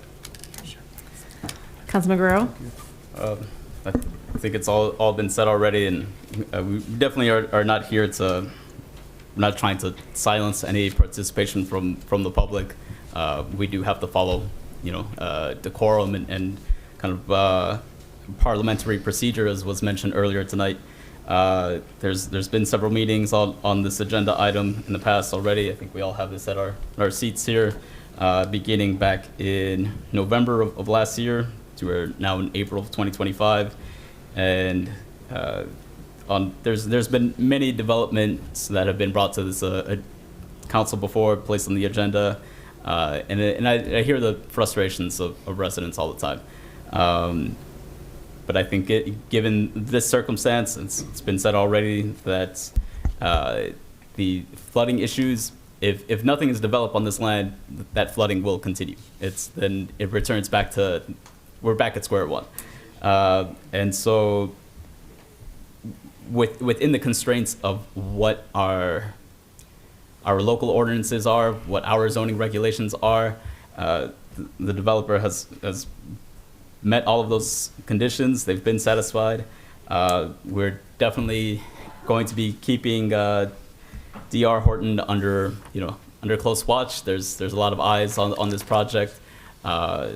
I don't know if now would be the appropriate time to ask Mr. Lindsay, if we can ask additional questions since there's already a motion and second now. Yeah, no, it's not proper at this Yeah. point. Well, then we'll just leave it at that. There's going to be a lot of eyes and ears closely watching this project, and hopefully, all of those conditions continue to be met. But again, because it is within the constraints of what our zoning regulations are, it is in the constraints that the conditions that we have placed before. The hurdles have been met, and so I will vote aye on this. Councilman Hug? Yeah, and I said a lot yesterday. So all I'm going to say right now is, first of all, we had somebody earlier in the meeting ask about the informality of yesterday's meeting, and it was very informal. But I stepped forward for one reason, to take control of that conversation, to try to guide it, and that's because it's my district. I'm not going to sit up there and cower from my responsibility and force somebody else here who doesn't live in the district to do my job for me. Once I stepped forward on that, especially since we had to excuse the mayor, yeah, it was I knew when we were doing it, it was very informal. We did it on the fly, and yes, that makes me nervous at times that you start a precedent, but because of the situation, remember, these are just regular people up here that all live in the community. We did the best we could to try to make sure everybody felt they were heard and to answer their questions. And I'll just close by saying, like I said yesterday, I would love nothing better than to have it vacant for perpetuity. That's not an option. We don't own it. I don't own it. It's a question of what's going to go there, and highest and best use has been used several times by council members right now tonight, and that's true. Single family, there's nothing better than that than being vacant. Vacant's just not an option. We can't legally force somebody to pay taxes and keep something vacant. You can't do that legally. So with that, I'll vote aye. Thank you. Councilwoman Ibarra? I feel peer pressure to speak, but I would like to say that I very much understand what these residents are going through. I grew up in Longleat subdivision. It was a brand new subdivision like a lot of years ago because I'm very old. And it was amazing. The back of our yard was all deer and cornfields, and we had little frogs and turtles and rabbits, and it was amazing. But we had no, unreasonable expectation that it would be that way forever. So we rode our dirt bikes and we played in the mud.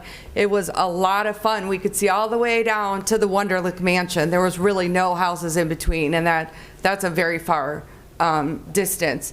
But things change and houses were built. The neighborhood changed a lot with all of the houses. We had no more deer, cute little, turtles, and it's just progress, and we definitely need more housing in the city of Joliet.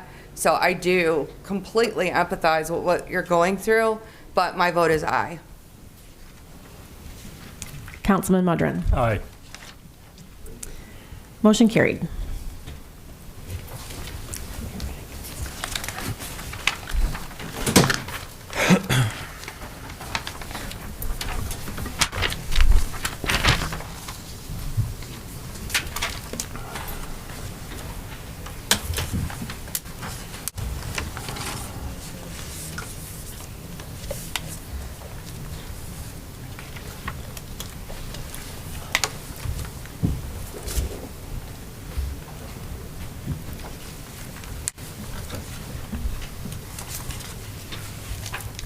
Council Memo Number 259-25, ordinances associated with 845 North Broadway Street. This includes an ordinance approving a variation of use to allow a 2-unit residence, an R3, 1 and 2 family residential use, and an R2 single family residential zoning district located at 845 North Broadway Street. An ordinance repealing a variation of use to allow the continued use of a bait shop in an R3, 1 and 2 family residential zoning district located at 845 North Broadway Street. It is recommended that ordinances be adopted. So moved. Second. Mayor? The district councilwoman, I believe, is it your district? Oh, it's mine. Oh, that's your district. Where do you stand? Yeah, we're good. How about the next one, just to get ahead of the game? You got another one on Broadway, too, right after they're this. both on the... You're good with both? Yeah, because they're going to be new builds. Okay, thank you. Thank you. Any other comments? Thank you. It's been motioned and seconded to approve. Councilwoman Reardon? Aye. Councilman Cardenas? Aye. Councilman Clement? Aye. Councilman Guerrero? Aye. Councilman Hugg? Aye. Councilwoman Ibarra? Aye. Councilman Mudrin? Aye. Councilwoman Quillen? Aye. Mayor Darcy? Aye. Motion carried. Council Memo Number 260-25, ordinance approving a vacation of 0.2 acre portion of unused Hobbs Avenue right-of-way adjacent to 700 Florence Avenue. It is recommended said ordinance be adopted. So moved. Second. Any comments? Thank you. It's been motioned and seconded to approve. Councilman Cardenas? Aye. Councilman Clement? Aye. Councilman Guerrero? Aye. Councilman Hug? Aye. Councilwoman Navarro? Aye. Councilman Mudron? Aye. Councilwoman Quillman? Aye. Councilman Reardon? Aye. Mayor Darcy? Aye. Motion carried. Ordinance approving a special use permit to allow an adult use cannabis dispensary located at 2121 West Jefferson Street. It is recommended said ordinance be adopted. So moved. Second. Any comments, questions? I do want to make a comment on this. I know some people that have been helped immensely by medical marijuana. I know a guy that 10 years ago was given 3 months to live, and his hospice nurse took him off the opiates and gave him medical marijuana 10 years ago, and he's still here to tell the story. I've had some calls. There's a woman with MS that has to travel out of town. RISE does not offer the variety of medical marijuana that's available. And I know that there's connotations with cannabis, but I really feel like in our world today, there are good things that we see, and particularly in the medical side of this industry. That's just my comment. Mayor, but I think that there's changing perspectives regarding medical marijuana use. I think a lot of the negativity that's been associated with it is quite frankly a dated perspective. We've seen examples, countless examples of people that have benefited from medical marijuana use. There's been a few points of concern raised, among those being security. I think it's been mentioned already before. If you've driven past, you don't even have to go in and shop and participate in it. But if you've ever driven past the dispensaries that already exist in town or nearby, they have sometimes better security than local banks. There are multiple officers, multiple doors that you have to get clearance through, presenting your ID just to get into the front lobby. That's before you even get into the facility itself. I think there was questions raised about how this might impact homelessness in the surrounding area, and I don't think that stands as a counterpoint as to why we would do this, because quite simply, somebody who's experiencing homelessness is not going to buy marijuana in a dispensary. When if it is readily available in a black market situation, why would somebody who is struggling to pay to eat to survive go and pay a much higher price and taxes within a legal system? So this idea that dispensaries somehow draw in homelessness, that they draw in and attract crime is just absolutely incorrect. It's again, as we've mentioned, there's incredible security at these facilities, cameras, lights, just physical barriers that would prevent anybody from getting into the building. And further, I don't think that we should ever have our decisions influenced by hypothetical situations of how this might draw in more people experiencing homelessness.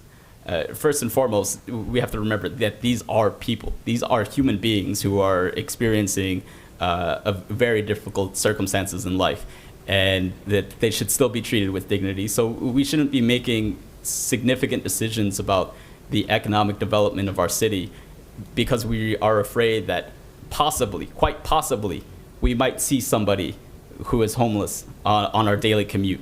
That's not how I want to set the vision of what the city is and what it can be.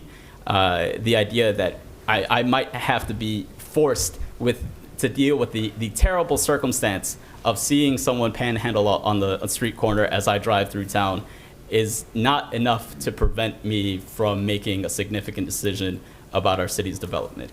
It's, again, it was mentioned earlier that, homelessness is a social issue. And we can't begin to address that without additional resources. So if anything, the additional tax income that would be brought in by a legal dispensary could be, and I think should be, earmarked for addressing the social challenges that come with, any sort of urban development. Further, as just one final point, our city of Joliet has for a long time held a reputation of being a prison town. I see some folks from the museum here who can testify to that. And if we ever hope to get past this reputation of being a prison town, which many people have mentioned to me that we would like to be thought of as something else other than a prison town, then I think that it's important that we recognize the historical trends that brought us to that place, in the first place. That we recognize that the war on drugs existed, that over-policing happened, that high levels of incarceration for something that today is no longer considered a crime happened. Those are all historical truths. Those are all historical facts that have affected people that live in the city of Joliet, that still live in the city of Joliet. There are folks that live in our communities who at one point would have been incarcerated for what is today no longer a crime. And if we ever hope to get past this reputation of being just a prison town, I think we have to kind of swing in the pendulum in the opposite direction now and recognize that, yes, these historical truths happened. Again, war on drugs happened, mass incarceration happened, and we recognize that and are now taking a stance opposite of that to say this is a legal and regulated industry and we're open to it. And, I think Joliet would benefit from this because if you've ever been friends with anybody who is a consumer, if you've ever partaken yourself, if you've ever seen an episode of Scooby-Doo, you know that people get hungry. And so when we talk about economic development and adding restaurants to Jefferson Street, which is our main commercial corridor, then it just seems to make sense that people are going to get hungry. They're going to stay. They're going to shop. They're going to get something to eat. So for me, this really presents an opportunity to be a cornerstone of economic development in an area of Joliet that has seen economic degradation over many years. This could be a vital, turning point to turn that around completely. And so, for all of those reasons, I'm completely in favor of this project, and I hope that the rest of the council agrees. So that's all. Mayor, thank you. I hope so after all that. Yes, I was very enlightened. I was here originally. What people have to realize is the state of Illinois went with medical marijuana only. We didn't allow recreational back in 2013 and 14. That was the first step. So I understand that now these stores, all the medical marijuana, or all the marijuana dispensaries do twofold. They can fulfill the medical marijuana prescription, if you will, right? But they can also sell recreational. Am I correct? I believe I am. I don't care who smokes pot if they're over 18 years old. You ask who people who have or have not used it. I tried it back when I was younger. I didn't particularly like the effect. I decided probably having a couple of cocktails was the better thing for Larry.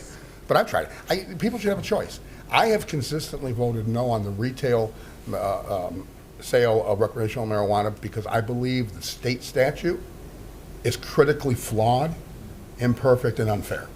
I've said this going way back, and I like to stay consistent. I voted no on the original, what do you want to call the original ordinance allowing any type of recreational marijuana. I voted no on one of the two that are here. One is in my district, and I voted no. The rest of the council voted yes, but I voted no on it. It's a very flawed system where there is nobody, very few, if anybody in here, I couldn't, who can get involved in the process without risking the very people that young kids who get out of college, and maybe they're consumers, as you call them too, they can't afford to get in this process. It's $250,000 or more just to get to the point where you're told yes or no. That's not what the state told us, and I've stood firm on this. When they originally said about recreational marijuana, they said it was going to be an opportunity for young entrepreneurs, for middle-class people to get into this new billion-dollar industry they were creating, for minorities who are neglected like you. That's not true about the statute. The statute needs to be changed. In addition, on a pragmatic level, we currently collect approximately $750,000 a year. I finally got the number. It's been difficult over the years. You asked for the number, right? $750,000 from the retail sale, whether it's medical or recreational. We do have it in Joliet. We've accepted it by majority vote here. We have it available. And then another $250,000 roughly a year for a total of approximately $1 to $1.2 million. I did not realize this. I finally got the details. Thank you, Kevin. Even if we don't have a store, any town that does, the municipality that doesn't vote to have a marijuana dispensary, they get a smaller disbursement from the taxes. I didn't know that. So we get about $750,000 a year from the actual sale in Joliet, and about $250,000 a year even if we didn't have it. So a total of $1 million. So that's the number that was kind of discussed yesterday. Now we have that number. Years ago I asked for it and it was kind of squishy, but maybe because it was a new industry. So again, I don't care what people do. We do have two. The only third thing I would point out to me is, while I have consistently voted no because I believe the state statute is fatally flawed and broken and needs to be changed so it's a true opportunity, just like a liquor store would be, for your average person, me, Councilman Guerrero. That's not where it's at. You got to have some big money to even get involved in the process. So that was a misrepresentation. But I think that one time that I voted with the majority was for, as pointed out by the gentleman who's gone now earlier, there was an application for a medical marijuana store a couple of doors up at the old Baker Square, and the majority of this council voted no, including me. My question would be, what has changed? Why is this a yes, and a year and a half ago, the other company was a no? I will stay consistent, and I don't support it. That's all I have. Thank you. Thank you. Anyone else? All right, thank you. It's been motioned and seconded to approve. Councilman Clement? Aye. Councilman Guerrero? Aye. Councilman Hug? No. Councilwoman Ibarra? Aye. Councilman Mudrin? Aye. Councilwoman Quillman? As a nurse, I know the benefits of the medical marijuana, so I'll have to vote aye. Councilwoman Reardon? I have voted in favor of the cannabis dispensaries in the past, but, and I do believe in the medical benefits of cannabis and all the different products they have, but I do not believe in the location on Jefferson Street, so I will vote no. Councilman Cardenas? Aye. Mayor Darcy? Aye. Motion carries. Resolutions. Council Memo Number 263-25. Resolution amending the minimum number of persons on the Committee on Citizens with Disabilities. It is recommended said resolution be adopted. So moved. Second. Any comments, questions? Thank you. It's been motioned and seconded to approve. Councilman Guerrero? Aye. Councilman Hug? Aye. Councilwoman Ibarra? Aye. Councilman Mudrin? Aye. Councilwoman Quillman? Aye. Councilwoman Reardon? Aye. Councilman Cardenas? Aye. Councilman Clement? Aye. Mayor Darcy? Aye. Motion carried. Council Memo Number 264-25. Resolution approving a grant to the Will County Metropolitan Exposition and Auditorium Authority, Rialto Square Theater. It is recommended said resolution be adopted. So moved. Second. Any comments or questions? Thank you. It's been motioned and seconded to approve. Councilman Hug? Aye. Councilwoman Ibarra? Aye. Councilman Mudrin? Aye. Councilwoman Quillman? Aye. Councilwoman Reardon? Aye. Councilman Cardenas? Aye. Councilman Clement? Aye. Councilman Guerrero? Aye. Mayor Darcy? Aye. Motion carried.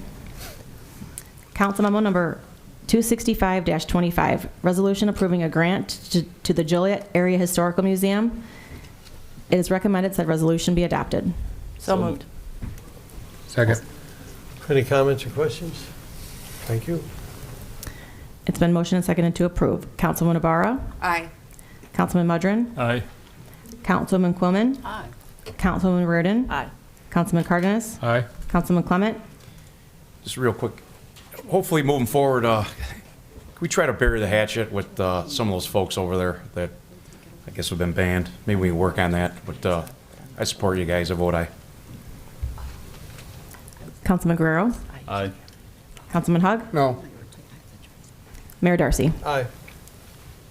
Motion carries. Council Memo Number 266-25, resolution authorizing execution of an intergovernmental agreement between the City of Joliet and the Joliet Park District, Taste of Joliet. It is recommended said resolution be adopted. So moved. Second. Any comments or questions? Thank you. It's been motioned and seconded to approve. Councilman Mudrin? Aye. Councilwoman Quillman? Aye. Councilwoman Reardon? Aye. Councilman Cardenas? Aye. Councilman Clement? Aye. Councilman Guerrero? Aye. Councilman Hug? Aye. Councilwoman Navarra? Aye. Mayor Darcy? Aye. Motion carried. Resolution authorizing a lease agreement for Tri-County Auto Theft Task Force. It is recommended said resolution be adopted. So moved. Second. Any comments or questions? Thank you. It's been motioned and seconded to approve. Councilwoman Quillman? Aye. Councilwoman Reardon? Aye. Councilman Cardenas? Aye. Councilman Clement? Aye. Councilman Guerrero? Aye. Councilman Hug? Aye. Councilwoman Navarra? Aye. Councilman Mudrin? Aye. Mayor Darcy? Aye. Motion carried. Council Memo Number 268-25, resolution declaring property of the City of Joliet as surplus, Tri-County Auto Theft Task Force.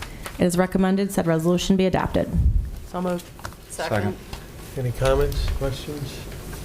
Thank you. It's been motioned and seconded to approve. Councilwoman Reardon? Aye. Councilman Cardenas?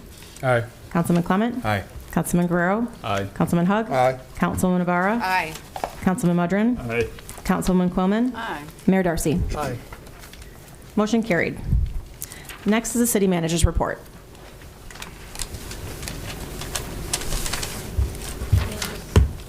Good evening, everyone. In the interest of keeping this brief, as there's been a lot of talking the last 2 days, just wanted everyone to know, as far as the downtown construction, yesterday the first stage began with water main work on Clinton Street from Ottawa Street to Scott Street. After the Chicago Street intersection reopens tomorrow, Clinton Street will be closed from Chicago Street to Scott Street for approximately 1 week.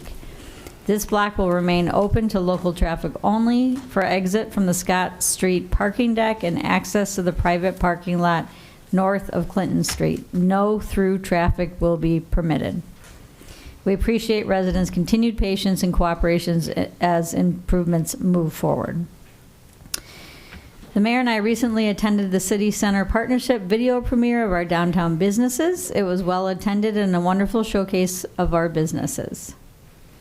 Finally, it was a pleasure to attend the Will County Route 66 Centennial Summit last week and listen to the mayor participate in a panel discussion with other mayors. I'd like to congratulate the staff at the Heritage Corridor, Destinations, and Bob Navarro for organizing such an exciting event. That concludes my report. Okay. Next, we have public comments. Is there anyone who would like to address the council this evening?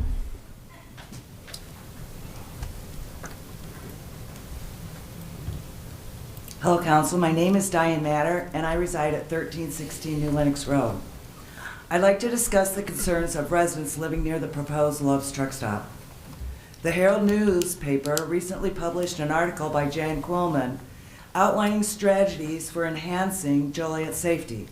I believe that building a truck stop near residential areas poses a significant threat to our safety.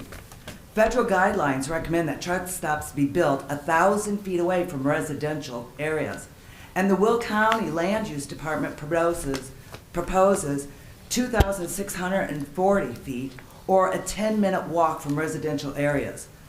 The proposed Love's Truck Stop, on the other hand, is slated to be built just a mere 30 feet from front doors of nearby residences. This creates unsafe conditions and potentially hazardous environmental factors. The increased risk of accidents, noise and air pollution, and the transportation of hazardous materials through our neighborhood poses a substantial threat to the safety of our residents and properties. The potential for fuel spills, chemical leaks, or other environmental hazards is a serious concern that cannot be ignored. All of the residents have wells and rely on safe groundwater. Can you promise our water won't be affected? In addition to safety concerns, the construction of a truck stop so close to residential areas will undoubtedly have negative effects on our property values. Who would want to live next to a noisy, polluting truck stop? Decreased property values will not only affect the quality of life for residents, but also have a negative impact on the local economy. We urge the City of Joliet to take immediate action to address these concerns and ensure that our community remains a safe, healthy, and desirable place to live. Specifically, we request that the city conduct a thorough environmental impact assessment of any proposed commercial developments in our area and develop and implement effective safety measures to mitigate the risk associated with increased traffic and commercial activities. Establish clear guidelines and regulations to protect our property values and preserve our neighborhood's character. Given our unique situation, building a truck stop in residential areas presents an opportunity for the board to review federal, state, and local guidelines for commercial ventures in residential areas. New ordinances and zoning may be necessary to ensure a safe environment for the Joliet community. As concerned residents of the Joliet community, we hereby put the City of Joliet on notice regarding our deep concerns about safety, the environment, well-being, and property values in our community. We expect our local government to take necessary measures to ensure our safety, protect our environment, and preserve our property values. We deserve a city council that actually fights for the well-being of our community, and we certainly deserve better than having a truck stop 30 feet from our doors. Let's work together to ensure that our community remains a safe, healthy, and thriving place to live. Thank you for listening to my concerns. Thank you.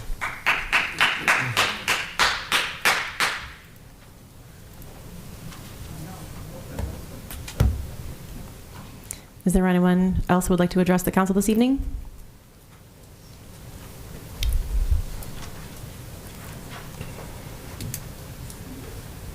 Good evening, ladies and gentlemen. And I'm here. I'm not here to complain or anything. I just want to say thank you to all of y'all. We have a very important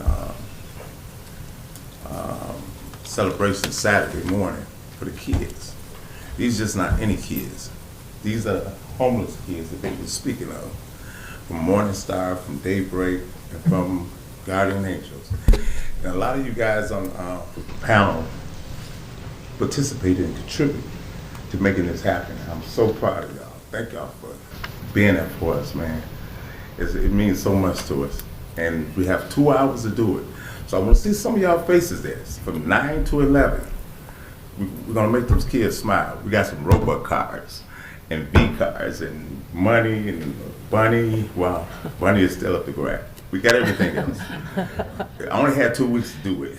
So we got it done. Please come show y'all support to them and thank y'all. These kids are going to be happy. Thank you.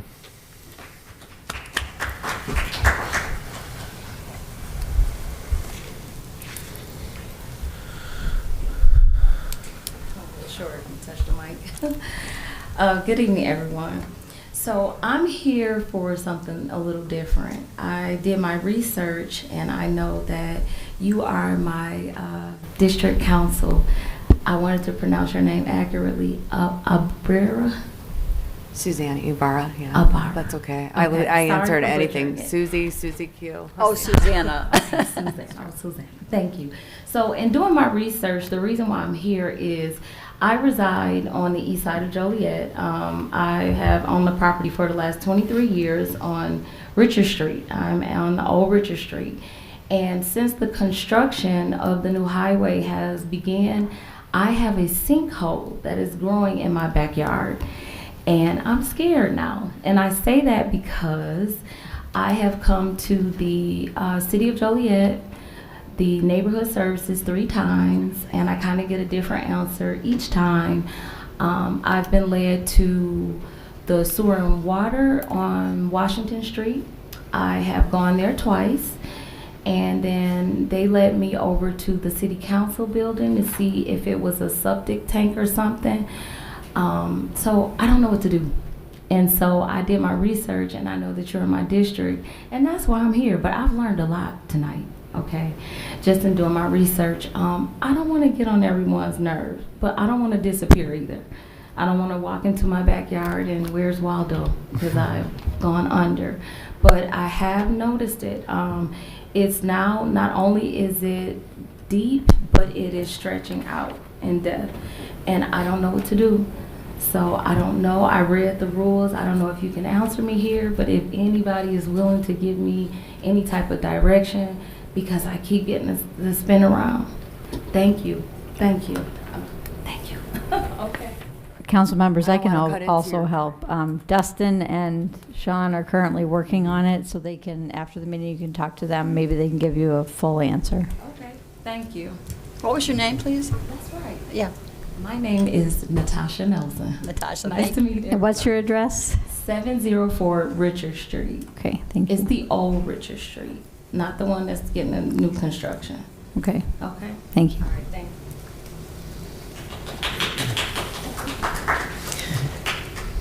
Okay, is there anyone else who would like to address the council this evening? Okay, seeing none, next are mayor and council comments. I'll start. So yeah, I just wanted, as the mayor stated earlier, the visitation for Army Staff Sergeant Jose Duenas is going to be Thursday, April 17th from 4 to 8 at TZAC's. And people were asking, the family is going to be having a procession from TZAC's to the church on Friday morning. We just got that information.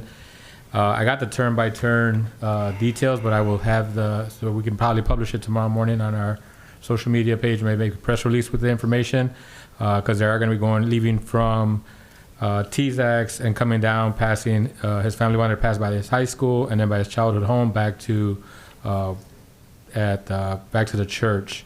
So I'll make sure that we get that information out there. So for those that would like to be out there and pay their respects, if they can't make it to the visitation, and be able to stand outside as the procession passes by, that will be happening on Friday. So that'd be all. Councilman, I have a quick question. I heard Andy Sanchez was trying to get 600 people to carry these flags. Was she successful in doing that? I know there's been a big social media push on that, so they've got to get a lot of support from a lot of different organizations. Okay, because I was wondering, because I thought 600, that's a lot at the last That's a lot of minute, people, but we yeah. wanted to help. They've been getting a lot of support, so I'm confident that the people have been out there helping out. Okay, good. Thank you. Those are my comments. Chief Evans, if I could, we're going to have our people out there, right? I figured. Yep, thank you. Beth or Krista, we get a lot of complaints on a lot of the lights or ballasts that are out and that are ComEd poles. Can you let the public know what we're currently doing? Every Friday, we talk to a rep. We're just trying to have a better rapport to get these things fixed. So some people are waiting, years to get these done. If you don't mind just talking briefly. Sorry to calling you. Yeah, so we do have a weekly phone call with ComEd where we're going over our current issues that we're having, and we're working closely with their several different divisions and trying to make a collaborative effort to assess the needs and address them quicker. Thank you. I talk about this every year. Spring's right around the corner, we hope, right? I really want to get on these weeds. I hate seeing them all over the east side, west side, growing in the intersections, so I really hope we can tackle those this year better than we did last year. I know we're working on it. Also, if we could fix there was a water main break on Caton west of Midland Avenue, about a block and a half down. It's been there's been cones there for about 3 weeks. If we can get that patched at a timely manner.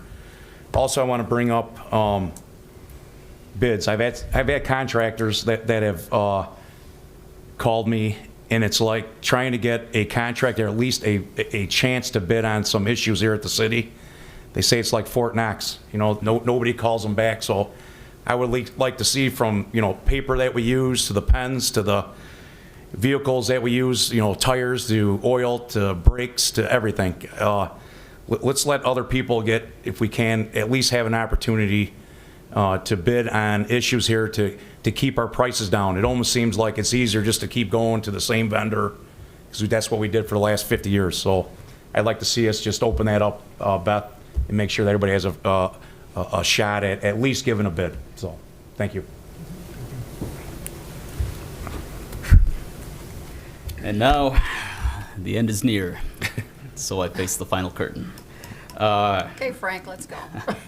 Yeah, this will be my last voting meeting. We still have the meeting in the first week of May, and so that'll give me a bit more time to put my thoughts together in a more formal sense to talk about the many milestone achievements we've made in the last 4 years, successes, the regrets. I've had a few. But then again, too few to mention.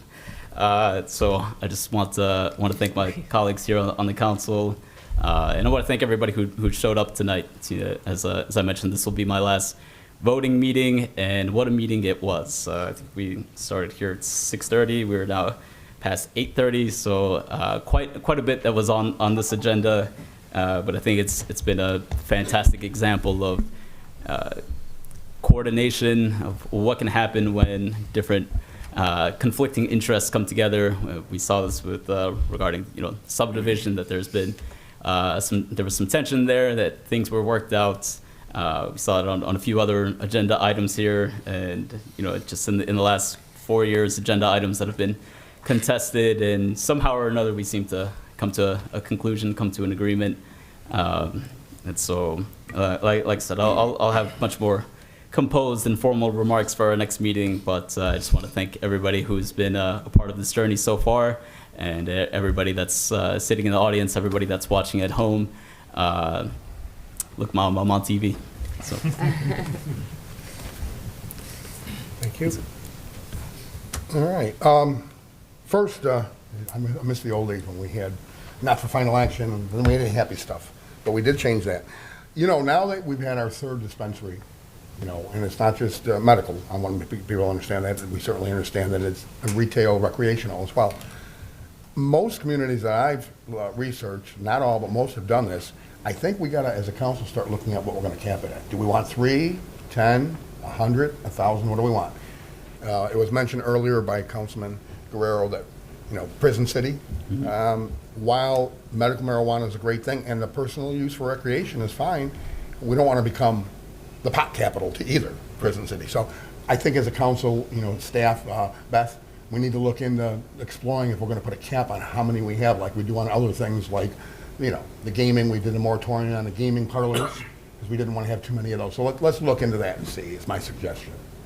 Outside of that, I'm going to say 3 days late, to our Jewish friends, a very blessed and happy Passover. And then to everyone else coming up on Sunday, a very blessed and holy Easter is my wish for you, as they say, for he is risen. Thank you. Thank you. Good evening, everyone. I am personally inviting you and the lady in the back who is here for the first time tonight, and my residents over there on that side. I'm inviting you all to be a part of something big, District 5 Advisory Council. If you're a resident of District 5 or you have a business in District 5, we need you. I need your insights, your ideas, and your passion to make District 5 the best it can be. We'll meet monthly. The meetings will be held in downtown Joliet Public Library. The first meeting is on Monday, the 28th, from 6 to 8 in the Burnham Room. Please text me or call me. Are you ready for this? I'm going to give you the number, 815-351-6381 to confirm your attendance. Nobody is excluded. Everybody is invited to be a part of this. Also, I got a call from the Slammers. The Joliet Slammers are looking for individuals or families to open their doors to players this season. Their season goes from late April to early September. Housing is easier than you might think. Players provide their own transportation, so you don't need to worry about driving them around anywhere. Food is also the player's responsibility. Any snacks or meals you choose to share are always appreciated but never expected. These young men simply need a comfortable and caring environment to rest and recharge during their long season. If you're interested in learning more, please don't hesitate to reach out to Julie, the host family coordinator, at 708-516-5381. Also, I want to pay my respects. My cousin is Jennifer Dunez. Jose Dunez Jr. is her cousin, so this is my cousin's cousin. And any help that you can give, any support you can show would be greatly appreciated. That is my council comments. Thank you. Thank you. I'd like to stay with a night of champions. There was a wrestler from Joliet Catholic High 5 years ago who won 3 consecutive state championships. He didn't win the 4th because of COVID and no state champion at that time. Dean Hamedi Jr. went on and wrestled for 3 years at Wisconsin, transferred this past year to Oklahoma State, where he won the 174-pound national championship. This, to my knowledge, is the first wrestler from the Joliet area to win a national championship on that level. He started off at 106 at Catholic High, and now is wrestling 174. Obviously grew into his body. The next champion I need a little help with. We have a employee whose daughter just took over a varsity program of dance, and Krista, could you turn your mic on so you can give me a little help here? Who just finished a national championship down in Florida. Could you give me a little more, help me with a little more detail, please? Sure. Didn't know you were going to do that. My daughter Emma is a spirit program director for Grand Valley State University and also the head dance coach. So she brought her team along with the cheer team to Orlando where they competed in jazz and hip hop and are national champions for Division II in both. Also are bringing home a Spirit Showdown championship. The cheer team is national champions, and she won the Spirit Program Director Award. So first year, you said, correct, as the head coach? First year as head coach. Congratulations. That's my report. Thank you. Okay, very quickly, I was wondering, since Ms. Guerrero was here last night and I had other phone calls and texts about JCA wanting to put in a stadium over there where OLA is, and several neighbors said they weren't notified, and I guess there was a meeting in November, but only 6 people showed up, which kind of tells me they didn't get the postcards or notification from the city. So I think this neighborhood is in an uproar right now, so I would appreciate if we could have a neighborhood meeting for them like we usually do with the the housing. When anything new goes into a neighborhood, we usually have a meeting with the neighbors. So I would like to see that happen. Beth? Sorry, yes. Right now, Dustin, could you advise where it is in our process? Because I know it's very early stages and this is coming from JCA, but I just want to make sure where it's at now. So the community meeting that occurred in November isn't a statutory requirement. It is a meeting that the potential petitioner at that time held for the benefit of the neighborhood. We did have one counselor there and we had a staff member there. I think there were maybe more than 6 people, but let's not quibble. It wasn't the whole neighborhood. We can agree on that. Well, I asked Mr. Mudron. He said he was there. There's only about 6 people there. Okay. That's where I got the number. So. Fair enough. So when an applicant applies to the ZBA, they are required to do statutory mailings, and that's a 600-foot radius from the project area. They are not required to send out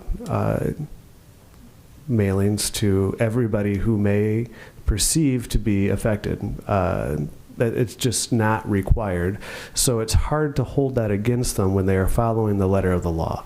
Now, we can agree that there probably will be impacts felt in any project beyond 600 feet, but that's what the rules say. So it's a hard place to be to enforce rules that we don't have on the books.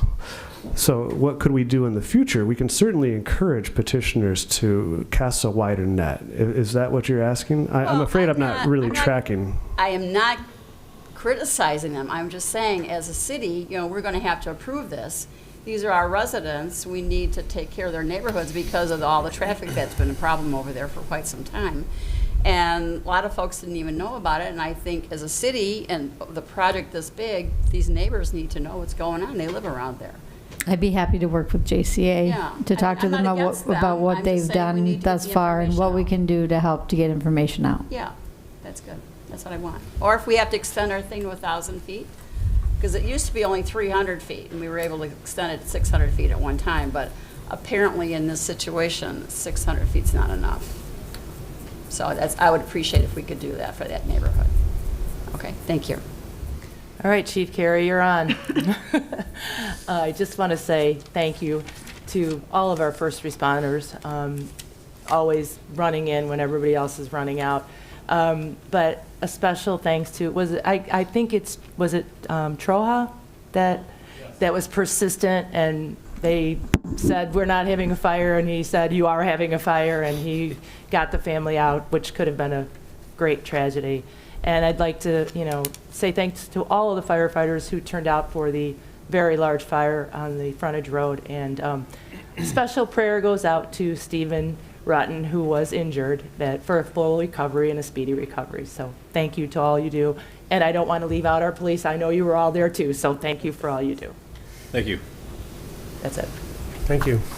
I just have a couple things tonight. I want to remind everyone that we are in the Wyland National Mayor's Challenge for Water Conservation. If you haven't signed up, we'd ask you to do that. There's a checklist of things you can do. You can cut your shower down to a couple minutes if that works, but there's all kinds of good ideas to help us find a way to conserve water. And it is very important for us to get on that track, and I'd like to win. Susanna Ibarra, Councilwoman Ibarra, and myself, we attended a street dedication last Saturday for Reverend Genevieve Brown. And Reverend Genevieve Brown was born in Joliet, a trailblazer in many ways.